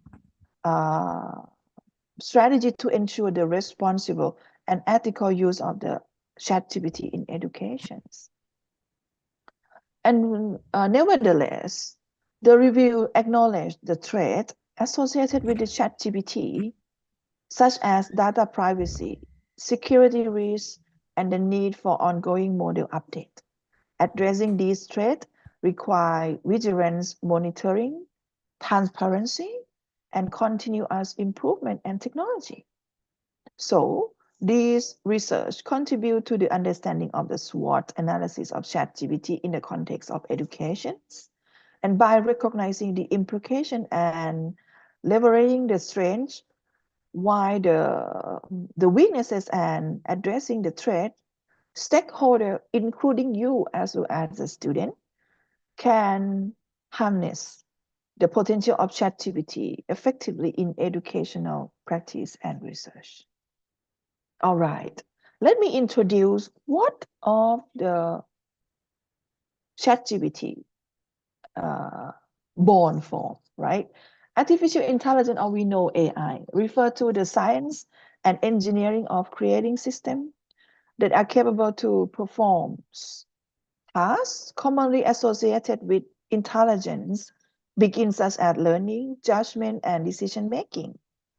AI has been shown to be successful in solving complex problems in various domains, including education. This is already stated in 2022. So which means that the application of AI in the natural language processing field have resulted in the creation of intelligent chatbot and virtual assessment that capable of both understanding and producing human language. And one of the powerful AI-powered chatbot is the chat-generated pre-trained transformer, such we know as ChatGPT. This is what the origin of the ChatGPT. Next, what is ChatGPT? Is a chatbot, like I mentioned, is a software program that uses and user input to stimulate, right, human-like interaction. And the ChatGPT chatbot was created by San Francisco-based OpenAI in 2022 of November 30. The chatbot was made available for free public testing. And today, I think we already know the ChatGPT version 4 or 4.5 or something, or even the other software like a Qbot and the others. And OpenAI ChatGPT is a big language and model designed as a conversational agent. ChatGPT as a big language model and is trained on the vast volume of data. So for example, if you need assistance, for example, writing a message to the colleague, ChatGPT can help, and he can really quickly develop a meaningful and well-written letter, and you will feel surprisingly amazed that it's very quick, not even 2 minutes, I think. Similarly, if you need to address a problem with a colleague productivity, but you don't know what to say, ChatGPT can help with enormous data, warehouse and efficient architecture, and even author dissertations, theses in many, many fields. So this is a ChatGPT distinct value for academic researchers. How does it work? I will tell you briefly. I think you already discovered, someone already used it already, know it well more than me. ChatGPT model employ reinforcement learning from human feedback, employing the same approach as InstructGPT. They have the prompt like order, but with the subtle variation in the data gathering arrangement. According to OpenAI, we use supervised fine-tuning to train and initiate model. So which means that we provided the trainer with model written idea to assist them in composing their reply, you see? And this new conversation dataset was combined with the InstructGPT dataset and which was converted into a dialogue format. And to build a reinforcement learning reward model, we require to gather comparison data and which comprise of the 2 or more model reply graded by quality. But I would say that we choose the model written phases at random, sample various potential compression, and had AI trainers score them. And we may use proximal Parisian optimization to fine-tune the model using this reward model. This is method what repeat numerous times. So which means that I am the one that use it, not very often, but sometimes. So if you're not really satisfied what the answer of the ChatGPT gave you for the first round, so you can repeat and let them try one or more time until you feel satisfied with the answer. So literature review, I would like to say briefly about what's going on, what happened or already happened in the past, probably not. As a real in 2020 to highlight that a starting of ChatGPT prejudice toward the uses of digit in number. The researcher discovered a strong relationship between the frequency of digit created by the ChatGPT and people favorite number. And with the most common digit generated by the ChatGPT, matching the human most preferred number. He also discusses that some of the benefit of ChatGPT being designed as a conversational agent, as well as some of its drawback. Another person I might talk about that review of the literature of the ChatGPT is Cope et al. In 2020, provides some preliminary answer that first theoretically and then practically in a review of outcome of many experimental implementation that have been recorded in more detail elsewhere.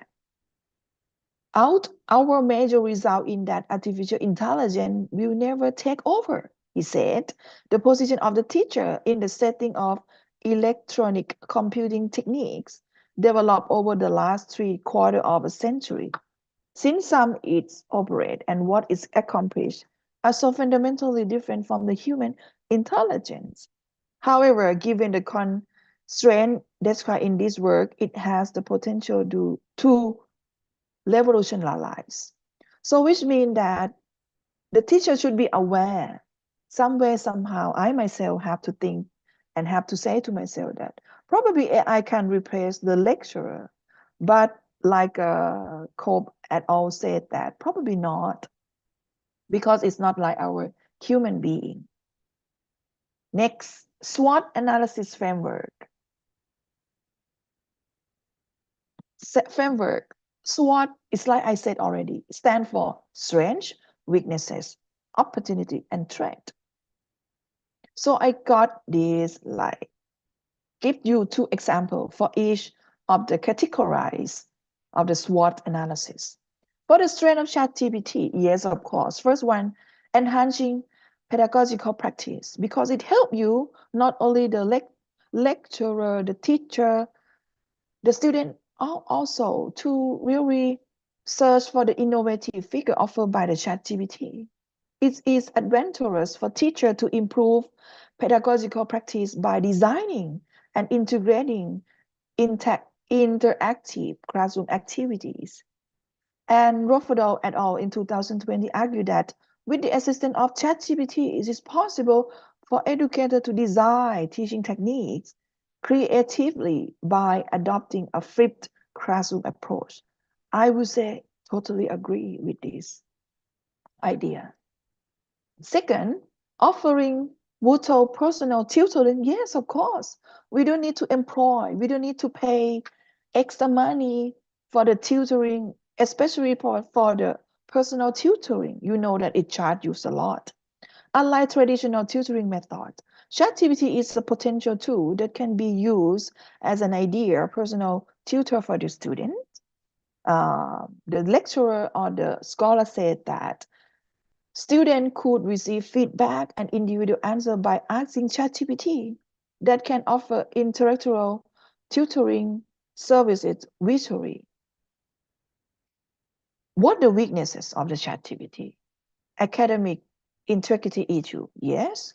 And due to the capability of ChatGPT in generating output, like I said, based on our various prompt is like our instruction or order to the program submitted by user. Student, probably. It could be unethically utilized. Why he said like that? Because it's used maybe against the standard of academic integrity. It may lead to a case of plagiarism, of course. You copy all of the answer. when AI is already generate or create an answer for your questions, right? So its use is declare or the source or properly cited, like in the scholar said. If the student fail to cite the source, of course, the student would like to probably take it as their own answer to the source produced by the chatbot in their assignment. It could be the result in academic misconduct. Difficulty in evaluating the quality of response. Yes, like we are on behalf of being the lecturer, we might not know that this is the answer or the assignment that the student do it by themselves or copying from ChatGPT. The ChatGPT lack the human ability to assess the credibility of the data it was trained. So the weakness limit its capability to evaluate the accuracy of the generated information. So ChatGPT doesn't have the access to the internet and currently has limited knowledge of the world created after 2021. I might supplement you with this information that you can access to the information after the 2021 by paying an extra, by paying money, extra monthly. So you can access to the update of the information 2023, 3 or 2024. What the opportunity for education? Decrease teaching workload. Yes, it can really help. ChatGPT hold great potential to considerably decrease teacher workload. For example, it can be used as a feedback to give feedback on student tasks, essay, and assignment. Second, it can increasing accessibility of information. ChatGPT can offer student and teacher easy access to information through a variety of platforms, website, smartphone application, or in a variety of fields. ChatGPT can find and summarize relevant information. And for a teacher, for example, ChatGPT can assist them in identifying and creating relevant teaching material. For example, it can help me really create my lesson plan for one course in 2 minutes or probably less than 2 minutes. ChatGPT can help. Further threat to the education, of course, lack of understanding of the context. Why we say so like that? Because the lack of a deep understanding of the context and the true meaning behind word may pose various risks, especially within the realm of education. For example, I can give you the picture. ChatGPT used for personalized learning may not have a deep understanding of the curriculum. Yes, of course. The learning style of each student, yes. And the cultural context in which the student live. Yes, it is true. Threatening academic integrity. With the emerging of the ChatGPT, many concerns have been raised about online assessment security and cheating in online exam to ChatGPT. Yes, this is a big issue, I think. And then come up with the summarize of the strengths, weaknesses, and opportunity and threat. This is I consulted from the Farah Cornea and this expert in 2023. They come up with a model, like as a strength that generating puzzle response, and the weakness that lack of deep understanding is like I mentioned. On the others, you can read through by yourself. An opportunity that increasing accessibility of information, of course, and threat, probably lack of the understanding of the context or the others that involved of this. Come to the conclusion and recommendations. Artificial intelligence can enhance the teaching and learning, but it should be a substitute.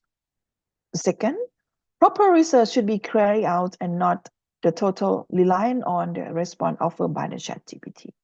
Number three, due to the limited number of responses offered by the ChatGPT, search engines are still a reliable tool for research and should not be substituted or replaced. And number four, literary work should be cited and duly referenced, yes. The content provided by the ChatGPT are the work of the author researcher websites and not from thin air. Yes, that's why we need to keep the creditability and trustworthy for this one. And thank you. And this is the reference that I consulted. And thank you for your listening. And this is my name and address and email address. If you have the further inquiry or the question, I might not answer for this moment. Thank you again, and thank you so much for listening. Thank you, Dr. Savitri, for your outstanding insight. Okay, ladies and gentlemen, the next session is Q&A session. For anyone who has question, please use raise hand feature in Zoom to ask directly to the speaker, or type your question in room chat and I will help you to complete.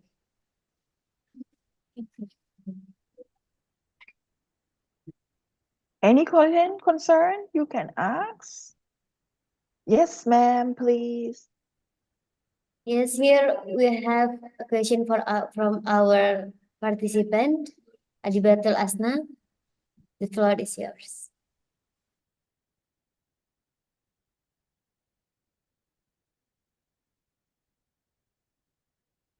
Yes, please ask. Okay, excuse me, Prof. Dr. Savitri, I want to Yes. ask, some people avoid AI. How do we act when face this fact?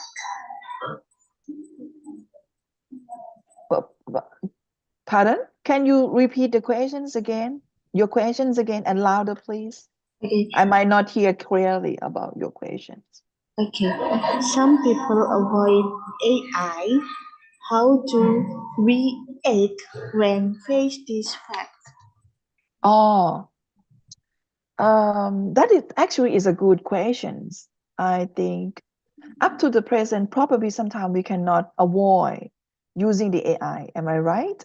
But if you can, you are a good student actually, because it's like I mentioned in my presentations. If you avoid using the AI, you will be the one that get beneficial matter, which is you learn deeply by research, right? You need to investigate, you need to search the information to answer the question or the assignment that your lecturer give you. But for your questions, I think it's quite impossible, not 100%, to avoid using the AI right now. And if you know that right now, not only ChatGPT, it's also the Qbot, Science, something I can remember the names, and Google as well. They already produce their own AI, which will substitute the Google Scholar, I think. So I might say that it might not a good answer, that probably it's quite impossible to avoid using AI, but you have to use it intelligently and effectively. Yes. More question, please. This is Aliba. Is the speaker explanation fit your question? Okay. Thank you so much. You are a good student. Next, And the please. second question is from our participant. Yes, ma'am. Please, Yes, ma'am. Welcome, Can please. Ayu, the screen is yours. Yes, ma'am. Okay. My question is, could you share kind of form of ChatGPT that can be used as teaching media besides helping to make curriculum? Oh, yes.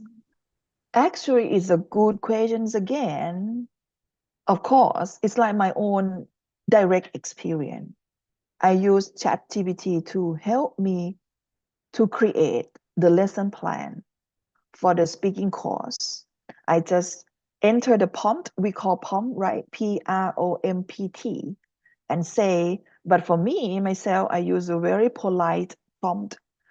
ChatGPT, please provide me with, for example, complete lesson plan for 5 week of oral communication course in English with probably you can use academic language and with how many words that you want, 500 or 600 words, which is already done. And then you get enter.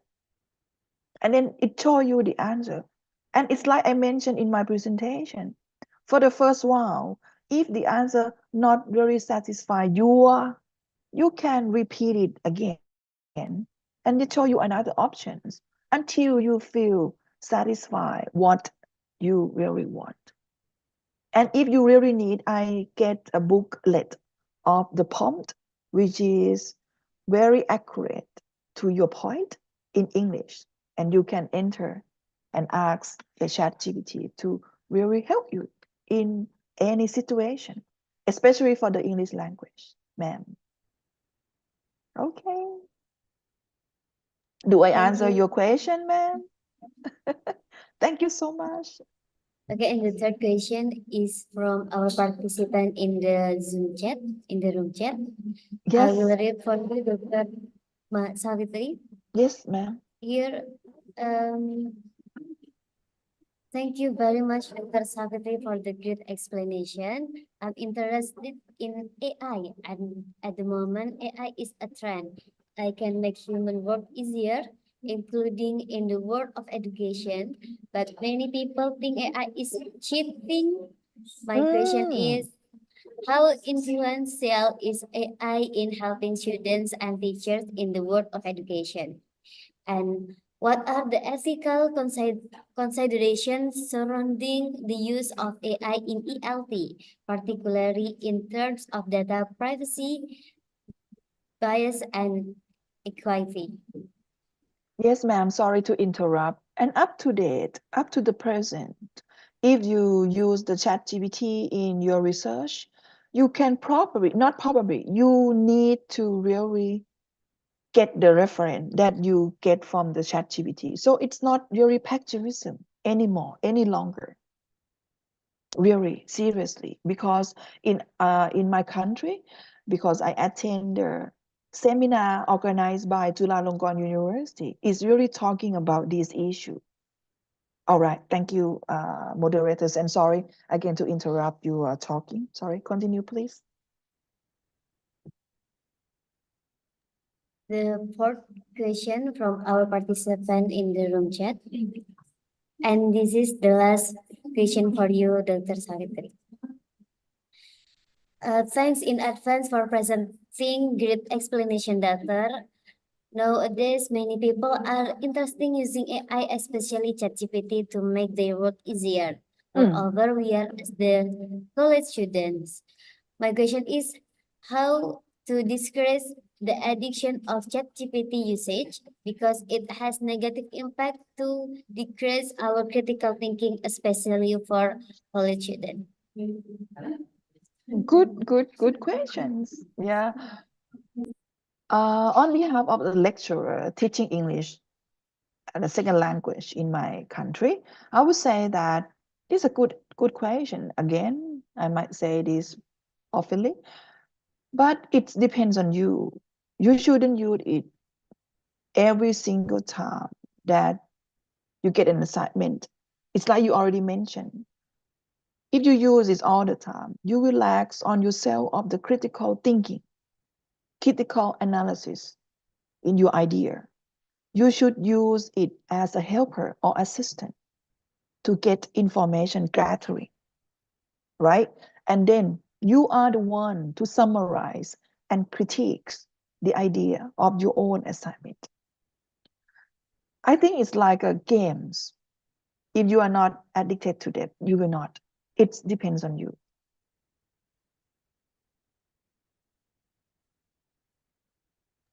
That was very awesome explanation, answer. Do you have any more questions, please, ma'am? I think that was last question. Yes. Okay, ladies and gentlemen, Before we end this session, I would like to say thank you so much for my deepest heart to Professor Dr. Savitri It's my Suwanaroa pleasure, for ma'am. spending time to attend this agenda. And for that, we would like to give appreciation in the form of certificate of appreciation.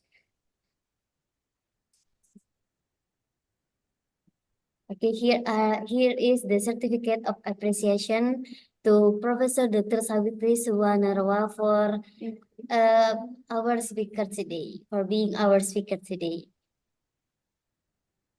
Thank you so much, and thank you, Dr. Shawari, as well, and the organizer and everyone. Thank you so much, sir. Sawadika, which means that goodbye. See you. Bye. See you, Dr. Savitri. Yes, ma'am.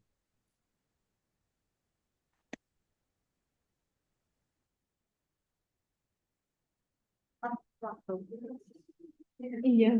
ladies and gentlemen, well, moving on to the next session. Last but not least, we have our third speaker, and this last speaker for today's event. We have Professor Dr. Atul B. Patil as our third speaker with topic the positive emotional attitude to studying. Transformative education, navigating ELT in the era of education. Okay, here is the curriculum vitae of Dr. Atul B. Patil. Name Dr. Atul Patil holds an in-STEM position as the director of MIT School of Holistic Development and the head MIT School of Humanities and at MIT Art, Design and Technology University, Pune. Additionally, he serves as the Center Action Manager at the Cambridge Center and is a honorary vice president of the Pune chapter of the English Language Teachers Association of India, ELTAI. Dr. Patil's Dr. Patil multifaceted career encompasses roles at the prestigious institutions and valuable contribution to the field of education, with 7 years at the Government College of Engineering Pune, COEP, and 6 years at Symbiosis International University's English Language Teaching. Dr. Atul Patil holds an esteemed position as the director at MIT School of Institute of Symbiosis, ELTIS. Dr. Patil has a wealth of experience. He has also made significant contribution in the corporate sector, having worked for Affinity Express as US-based company and contributing to the intellectual property right IPR chairs IPR chair at Savitribai Phule Pune University. And yes, to know a brief about our speaker, I would like to greet him first. Good morning, Dr. Atul B. Patil. Yeah, very good morning. I hope I am audible. How are you today? Yeah, I'm doing well. Am I Yeah. audible? I'm so appreciative. We're so glad to have you as our speaker today. Thank you. The pleasure is mine. But before you present your presentation, I would like to inform you that this session will last for 30 minutes and the Q&A session will be open after the presentation done. So Dr. Atul B. Patil, time is yours. Thank you. Thank you very much.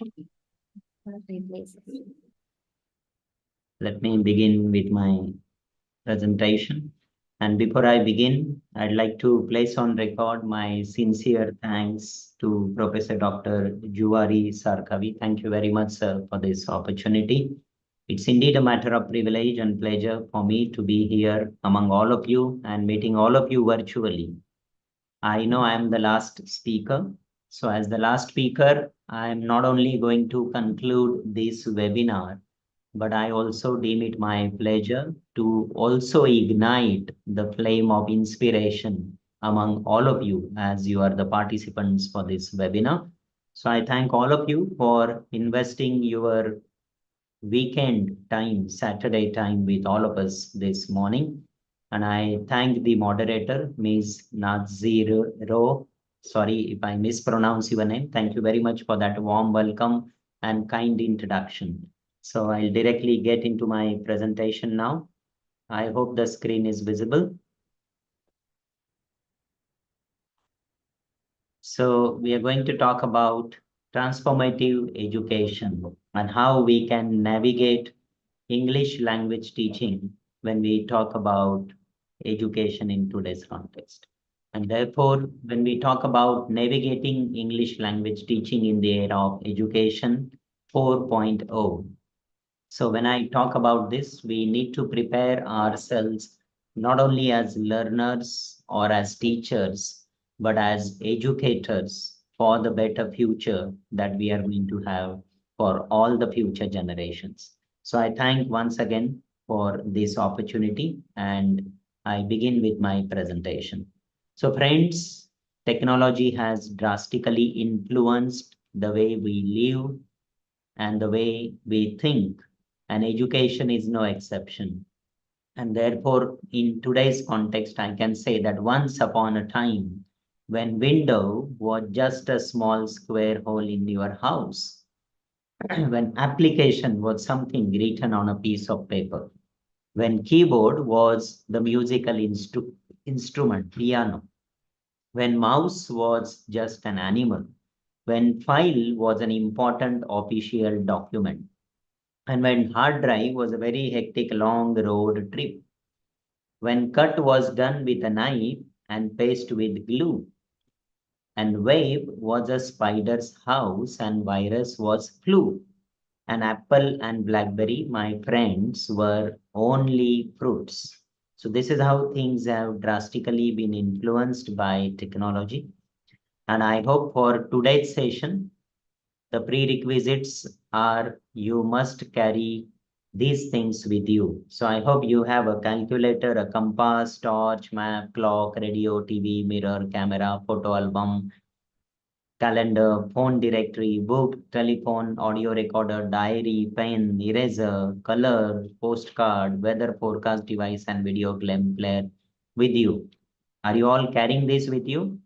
And if the answer is no, then you will not be able to enjoy. If the answer is yes, you got me, that yes, you carry all these things in your mobile phone, in your device. And that is how technology has replaced all these objects, and we carry all these things in our pocket in the form of a mobile phone.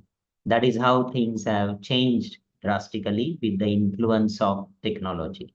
So if you have, don't worry if you have not brought these items as separate items, as you carry them in your mobile phone. Now, when it comes to English language teaching, so we are talking about three dimensions. One is the art of teaching, the other one is the art of learning, and the third one is the art of assessment. And when we talk about teaching, it is said that if we dare to teach, we must never cease to learn.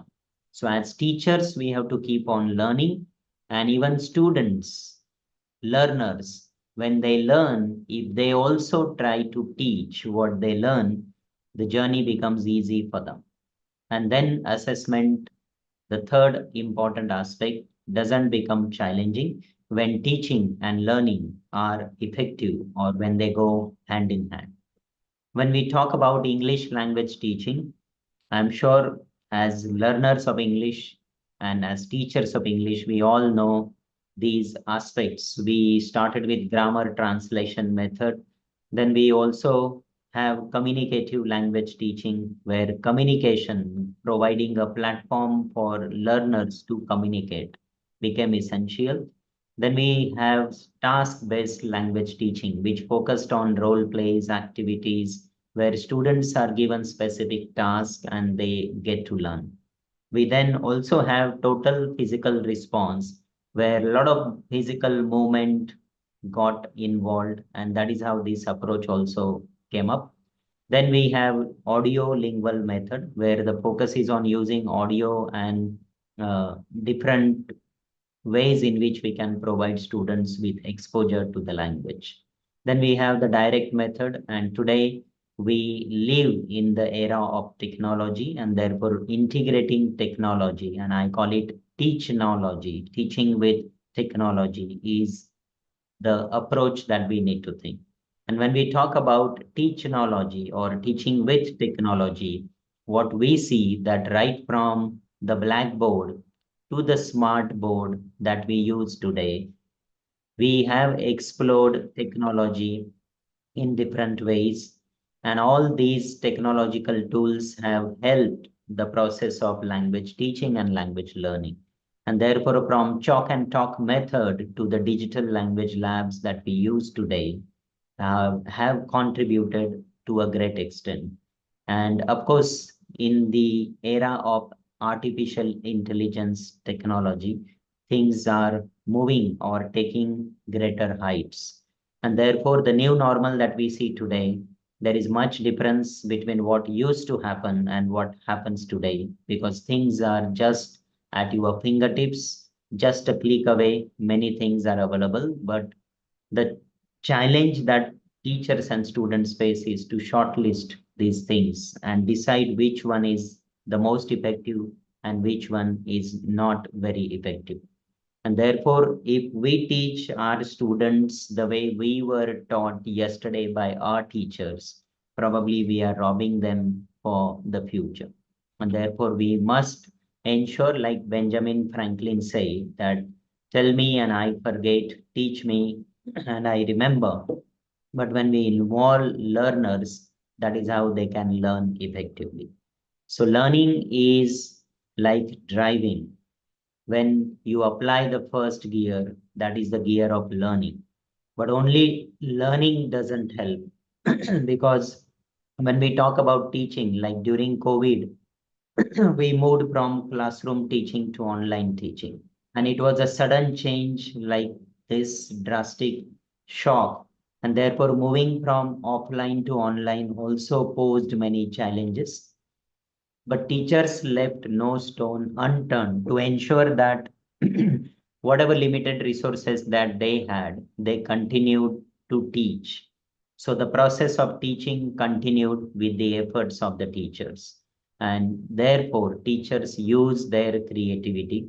Similarly, students also use their creativity like this. So that is how we have to channelize the creativity of students in a better way. Because with technology, things have become very easy for students nowadays, and therefore that also brings many challenges for teachers. And therefore, in today's context, there are various needs, and when we talk about these needs, these are like basic human needs, and Wi-Fi, access to the internet, has also become a very essential need.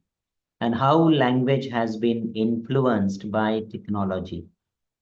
Even written informal communication that we see, especially youngsters use a lot of abbreviations or acronyms. And if we understand what these acronyms stand for, we understand their language.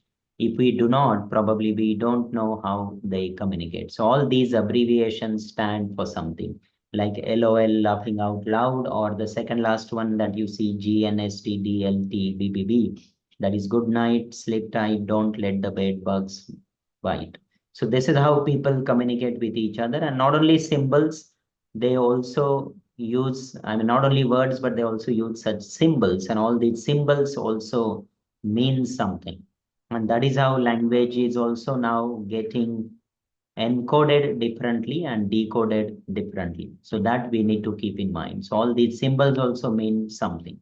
So that is why there is a very famous project that was done in India by a software engineer called Sugat Mitra. What he did is he installed some computer screens into the walls in a small village where people were not that literate. And even the children then would come to these places and they didn't know what the device was, and they started operating it on their own. And suddenly they also started, helping other children learn. So that is how they could play video games, they could access to the internet, and this proved that kids can teach themselves. And therefore, what we understand is if exposure and a platform is given, students can also learn on their own. And that is the beauty of technology. But if we continue to follow the traditional methods, like there is a famous story in India, a thirsty crow. So the crow wanted to drink water, but it didn't find water until it reached at this place where there was a small jar of water. But the problem was the level of the water in the jar was very low. So the crow came up with an idea. It started putting pebbles into the jar one after the other.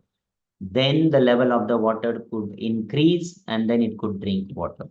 But this is what we call hard work.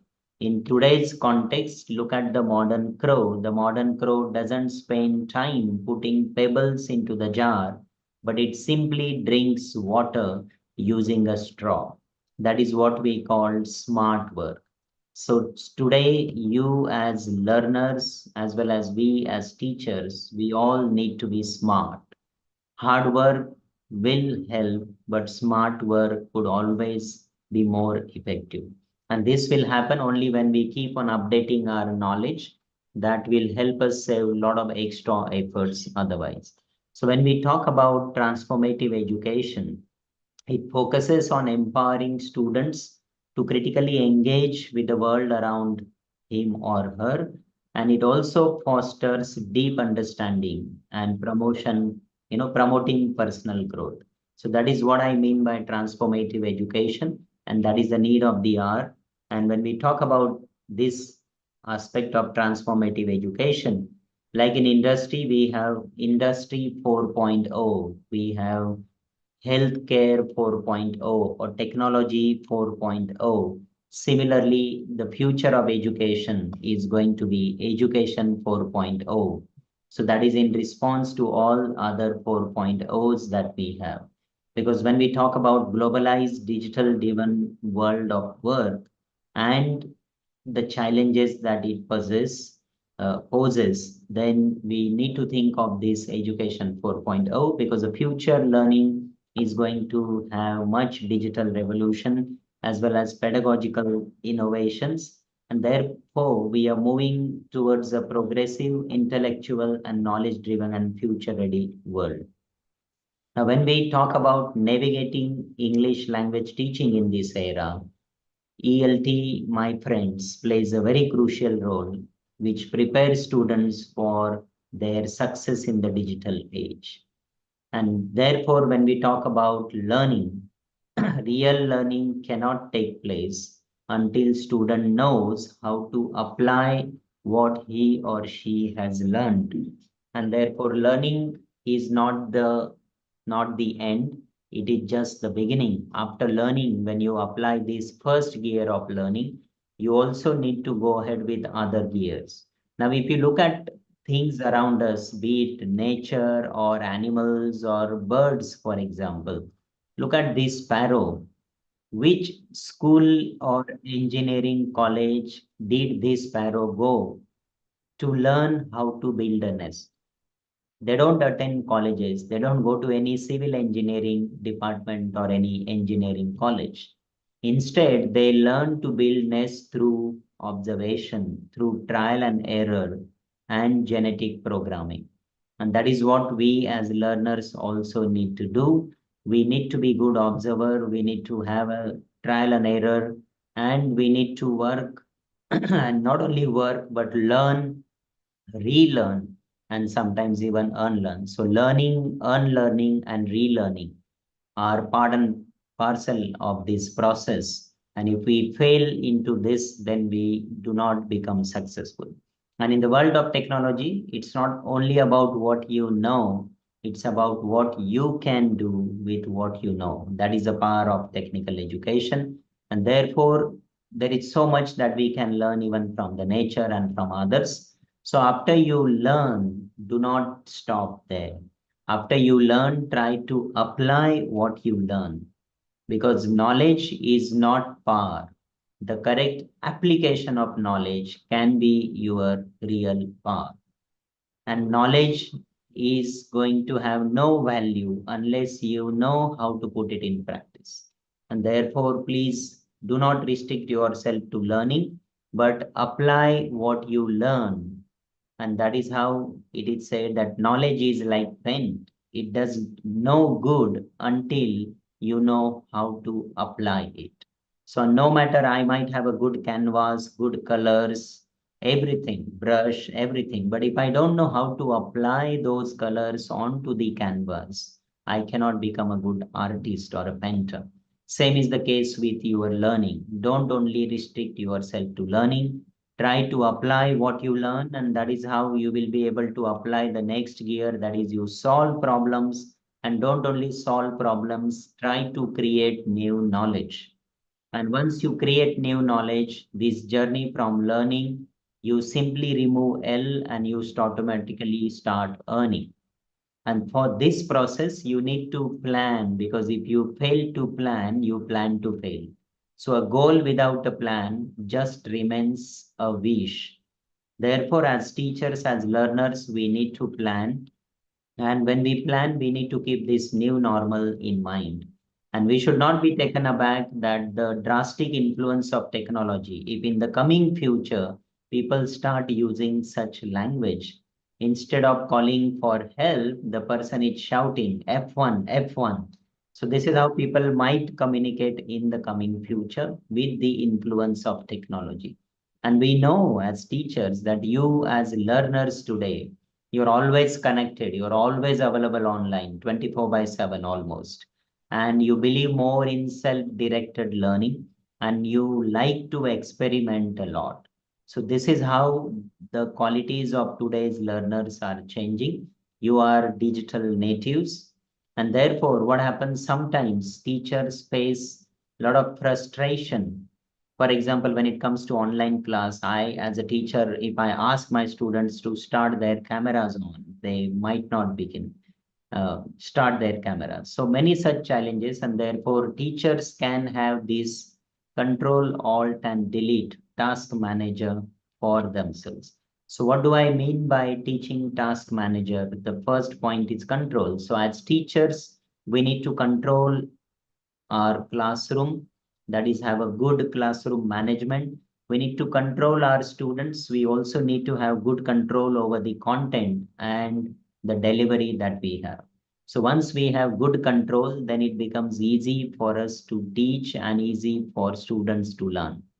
So in this, we can follow the 4 P's. One is planning, followed by preparation, followed by practice, and then presentation.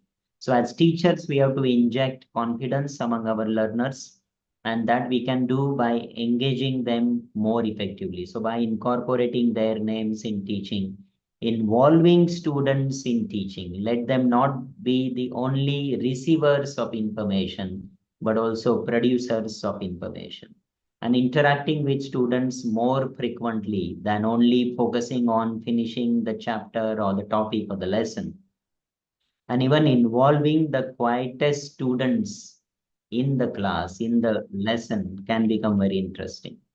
Then the teacher might also need to use the second key, that is alt, that is alternatives to lecturing, because teacher is no longer the only source of information. So the teacher cannot be like a sage on the stage, but the teacher has to be like a guide by the side. And therefore, instead of just imparting training, delivering lectures, the teacher needs to come up with alternatives. So alternatives are like other lessons, whether it is think, pair, and share, or team-based learning, gamification, different activities, flipped classroom, blended learning, role plays, providing students with a platform, or even learning simulations or virtual field trips. So such things can bring more variety to the classroom, and students can find it more engaging and interesting. And at the end, the last key is delete. We have to delete fear.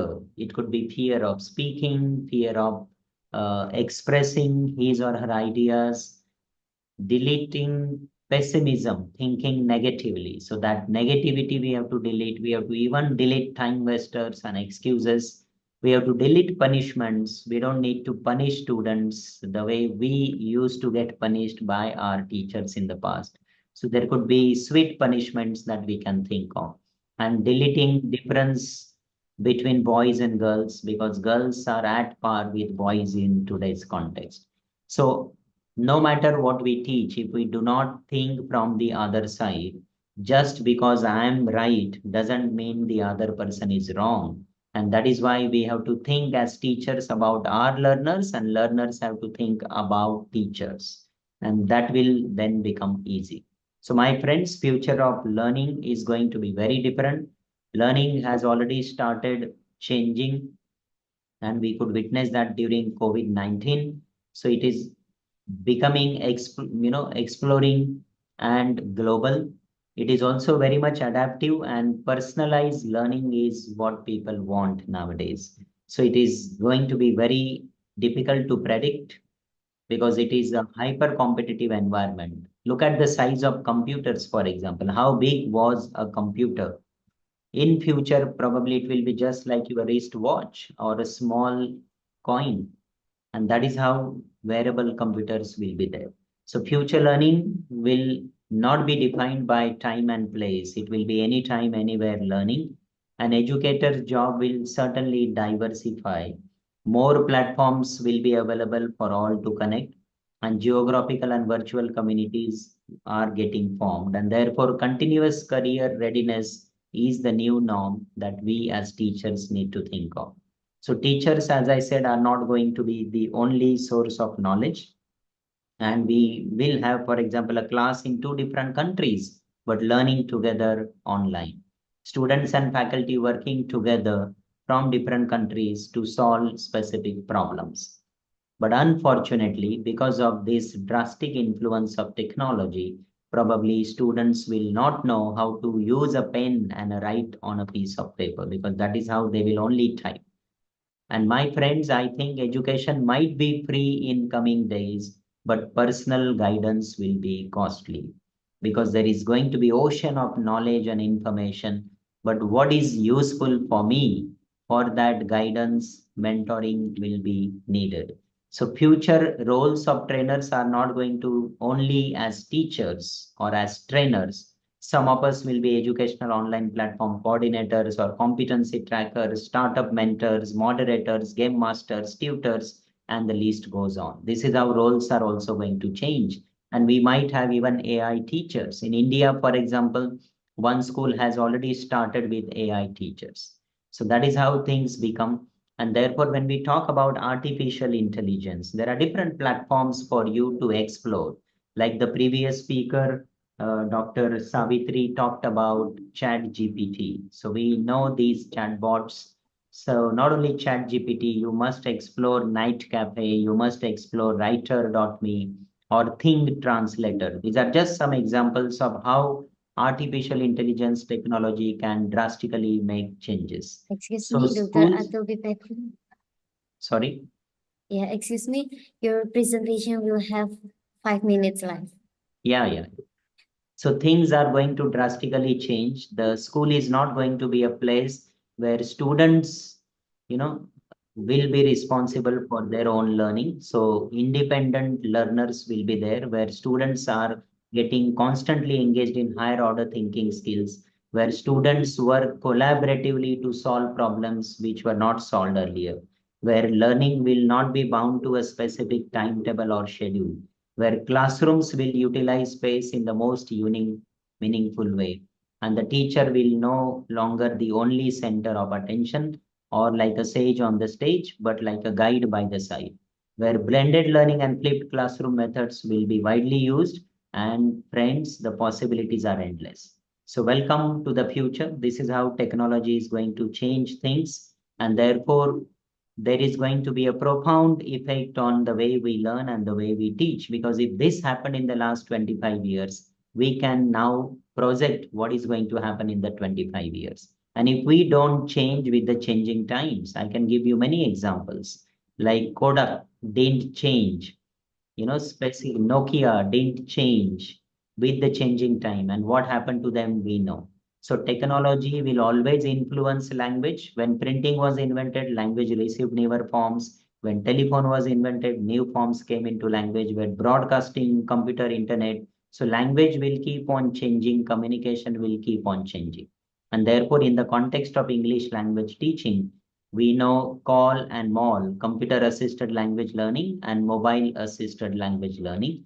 So when we provide students conditions to learn, like Albert Einstein said, we will be able to bring that in a better way.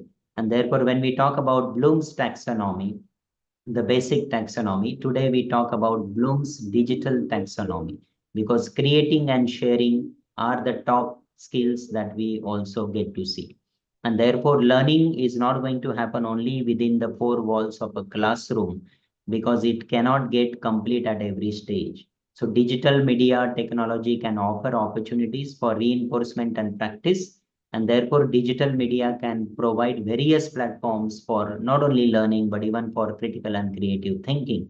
But of course, technology cannot replace teachers. So what are the top technologies used in ELT? We can use smartwatches, smartphones, tablets, or mobile phones, even cloud computing, social media, open source software, flipped or blended learning, and most importantly, gamification. So the world as a classroom, language learning can be greatly enhanced when we incorporate technology. And of course, with technology, we will be able to incorporate different learning styles, because technology can help us accommodate all these styles. So whether it is like Slido, you can create any task like that you see on the screen into a quiz through Slido, that you can do as teachers. And therefore, the future learning is going to be very different. It's like playing the musical instrument flute, and the flute and teaching can be compared with each other, because there is so much common in them.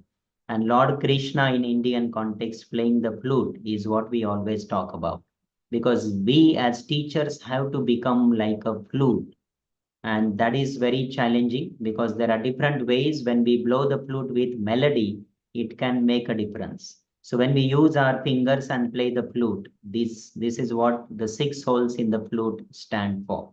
And therefore, whether we have a high technology or low technology, but if we have good engagement, we can have good innovation. And that is what we understand, that as teachers, we have multiple roles to play.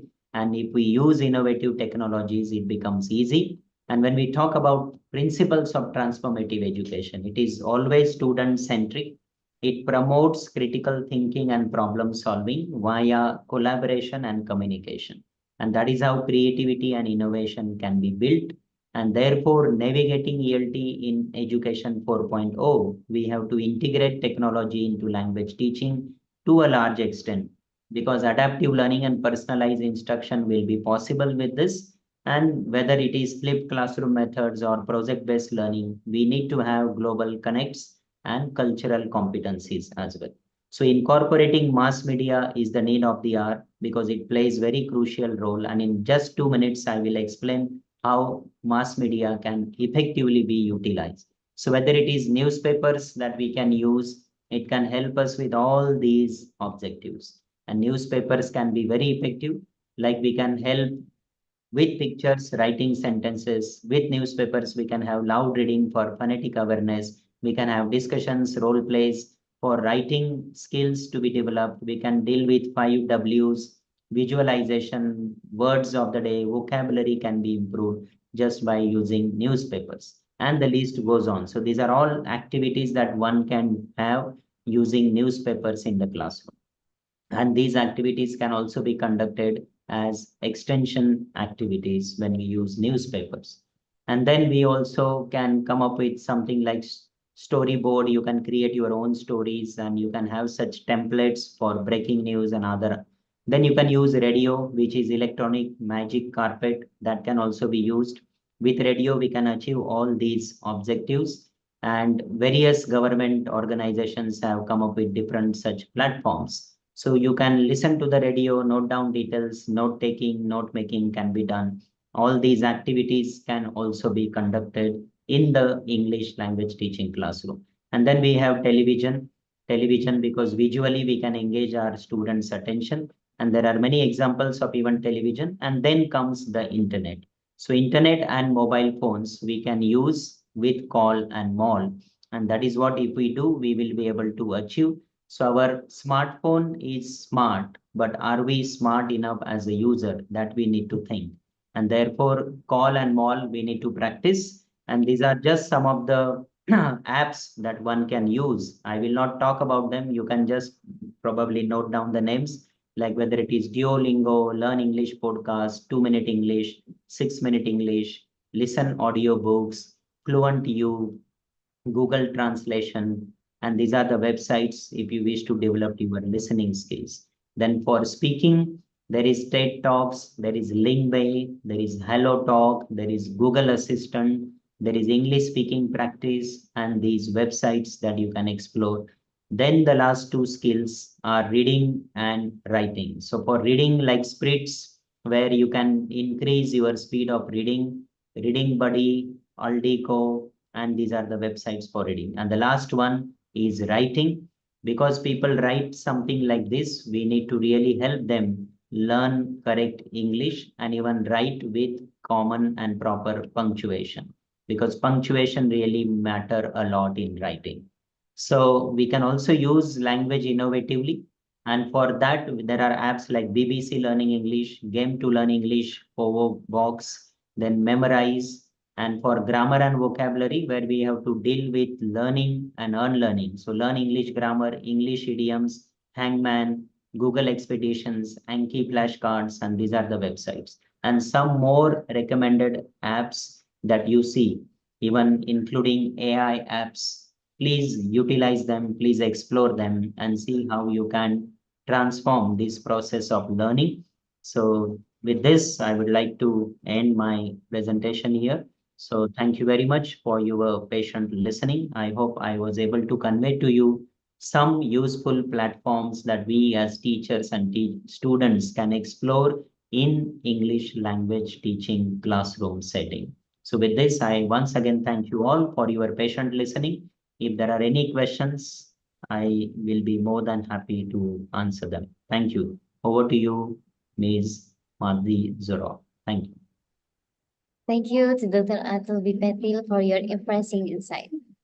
Ladies and gentlemen, the next question is Q&A session. For anyone who has questions, please use raise hand feature in Zoom to ask directly to the speaker, or type your question in room chat and I will help you to count it.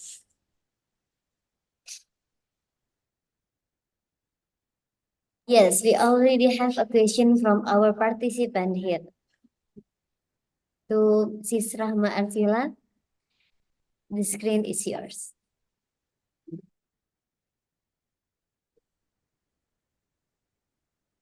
Thank you for the time. My question is how to be fair and wise to use knowledge without addicted or too depending to technology. Thank you.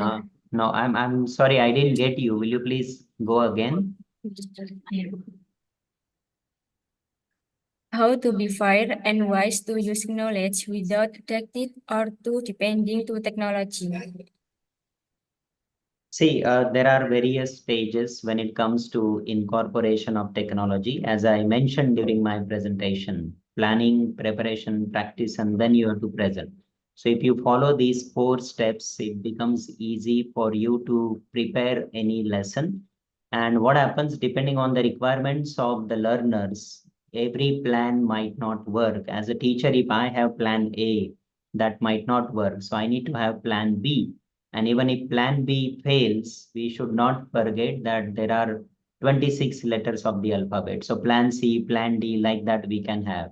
And therefore, the requirements of our classrooms may differ from one group to another, one student to another. And that is why technology, when we incorporate these platforms and tools, it becomes easy for every individual learner to learn at his or her own pace. And then the responsibility of teacher also changes. As I said, not only a sage on the stage, but like a guide by the side. So we become a facilitator, and that is how we can facilitate as a teacher the process of learning for all the learners. I hope I was able to answer your question. If there is any specific, I Yes. request you to type it in the chat box because it was Yes, sir. Thank you. difficult for me to comprehend what Yeah. you exactly wanted to say. Yes, thank you, Dr. Atul Patil. The second question is there is in the chat box. I will read for you. Thanks to Dr. Atul Patil with your excellent explanation. I'm Zahra. I want to ask you about when we enter the digital learning style in the 4.0 era, especially with the start of the new normal. Students actively use several digital technologies to do their school assignments, like ChatGPT or any AI technologies. Okay, that's a very pertinent question and the challenge that every teacher faces nowadays. Because when we give assignments, students use many such platforms and they write their assignments, and even we cannot monitor or find it out through the use of plagiarism detection applications as well. So that is how technology drastically changes at a very fast pace. And therefore, the integration of digital technologies, including artificial intelligence, into education has sparked debates whether to use to promote such technology, because some teachers argue that heavy reliance on these technologies may dilute the essence of learning by reducing critical thinking, creativity, or deeper understanding. However, it is also essential to recognize that technology itself is neither inherently good nor bad. Rather, it's about how it is utilized. So, for example, augmenting learning, not replacing it, or developing critical thinking, balancing technology use, promoting digital literacy, and even encouraging creativity and innovation. So the key is to view AI and digital technologies as tools that can enhance learning experiences when used thoughtfully and in moderation.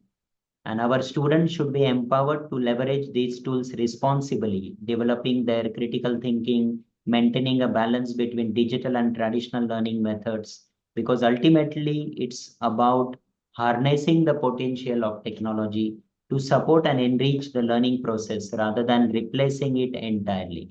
So we as teachers cannot remove AI. AI is going to be there. Technology is going to be there. How we become smarter than our students. If they use ChatGPT to write their assignments, we have to give them such topics where even ChatGPT will find it difficult to give any answers. So making it life oriented, making it specific context oriented can help us. And we then do not only have to rely on AI platforms, but human intelligence will have to be used, so that we can do. So if students use ChatGPT, teachers need to be smarter even than ChatGPT and even smarter than their students. So if we do that, it becomes easy. But we cannot ban technology, we cannot remove it. We have to now go beyond the use of AI. That is what I, as a teacher, personally feel. But at the same time, I agree that yes, it also poses many challenges. But looking at problems and challenges cannot help us. We have to look at how technology is providing us with multiple opportunities, because all opportunities come with challenges. Thank you. Thank you, Dr. Atul Patil. And the third question is from our participant, Mr. Farooq. Mr. Farooq. So Mr. Farooq, the screen is yours.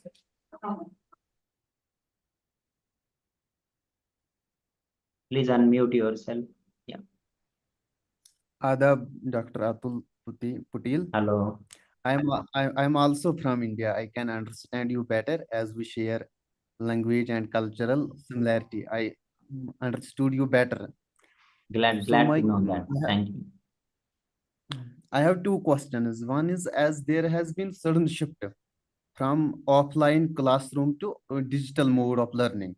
So we can't, our students and teachers, we can't find how can we develop the same attention as we had in offline learning, in online mode of learning, so that we can get both knowledge, so that we can get knowledge in a better way.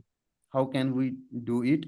It will take time. I don't think it will happen in a year or 2 year, but how we can improve it so that we don't feel horror. Yeah, thank you. Thank you very much for asking this question. Again, see, when I come here, I'm also a teacher, like you are a teacher. Because when we talk about various platforms, whether it is offline or online, because online learning can present, I mean, more challenges compared to traditional offline learning. But there are various solutions that we can enhance its effectiveness. For example, if we incorporate some interactive platforms, have students some multimedia content, quizzes, discussions, virtual labs, and involve them in the process of teaching, as I said during my presentation.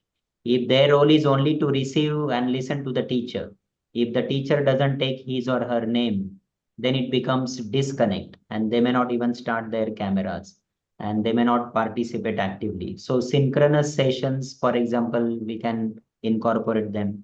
We can have structured schedule where we can, have timelines and deadlines. For example, using Google Classroom as a platform and not necessarily only online teaching.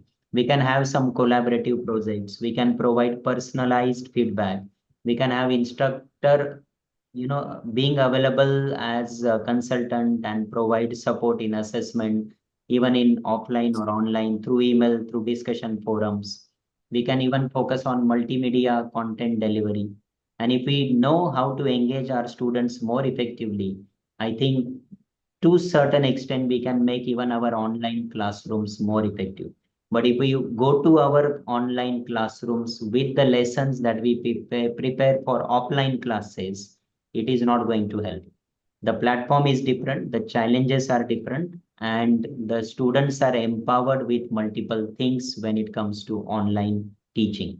And therefore, these are two different platforms. And the best way, therefore, I recommend is a blended mode of learning, combination of online and offline. So online could be, for students to explore, but offline where we as teachers deal with students to guide them, to motivate them, to mentor them. So I think the combination is going to help us rather than relying on only one platform of offline or even online. So that is what I feel, but I agree, even as teachers, we also face similar challenges even at our university. So it's a universal problem. That is how all students everywhere behave. But I think as teachers, if we become their role models and if we have something which they would love to listen to, they would love to interact with you, then it becomes easy. That is why in my presentation, I said we have to instill, inject confidence. We have to bring that passion to the table. And I think if that happens, they will enjoy your lessons and they will do whatever you want them to do, whether it is offline or even an online classroom. Thank you. Thank you, Professor Farooq, for asking that very pertinent question. Thank you, Dr. Atul Patel, for your nice explanation. Thank you all.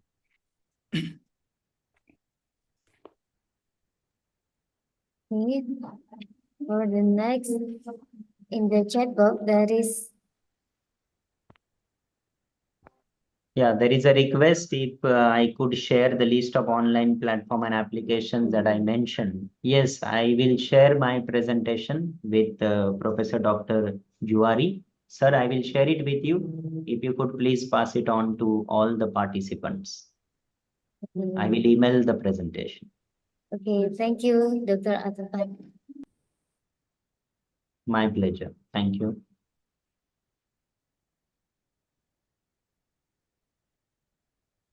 You're on mute, I think.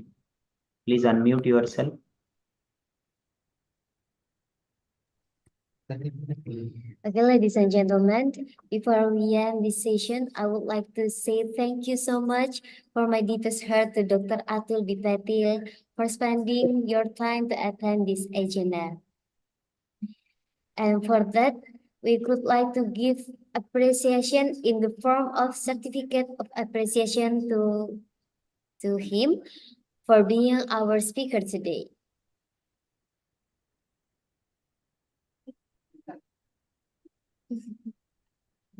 Okay, here is the certificate of appreciation to Dr. Atul Bipatil for being our speaker today. Thank you very much. My pleasure, Dr. Atul Bipatil.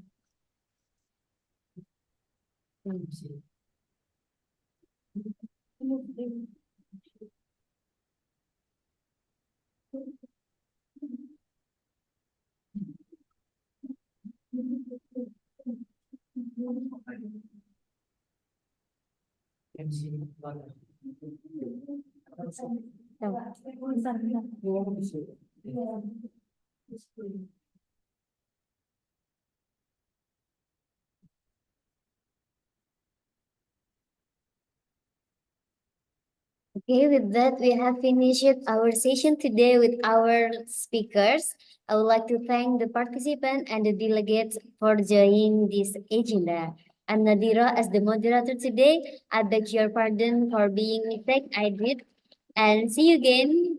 Doa saya semua, Assalamualaikum warahmatullahi wabarakatuh. And for my fellow Rama as the master of ceremony, time is yours. Thank you very much to all the speakers. Thank you. It is all a really nice insight, and I hope it's useful for us. And thank you very much to Naziro as the moderator. We hope our event today get much blessing from God. Before we close our event today, let's pray according to our respective religion and beliefs.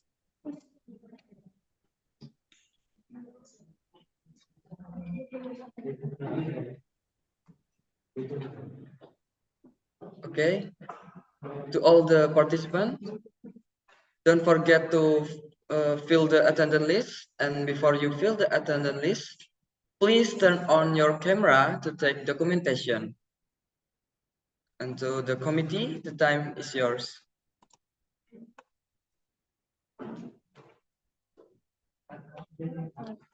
For the slide number 1, 1, 2, 3. Okay, next slide. 1, 2, 3. Okay, for the next slide. 1, 2, 3. Next slide. 1, 2, 3. For the next slide.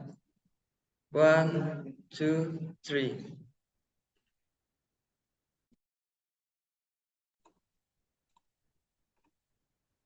Okay. The next agenda is closing. I am the master of ceremony. I would like to say thank you for the nice attention and see you in the next international webinar. Wassalamualaikum warahmatullahi wabarakatuh. Wow.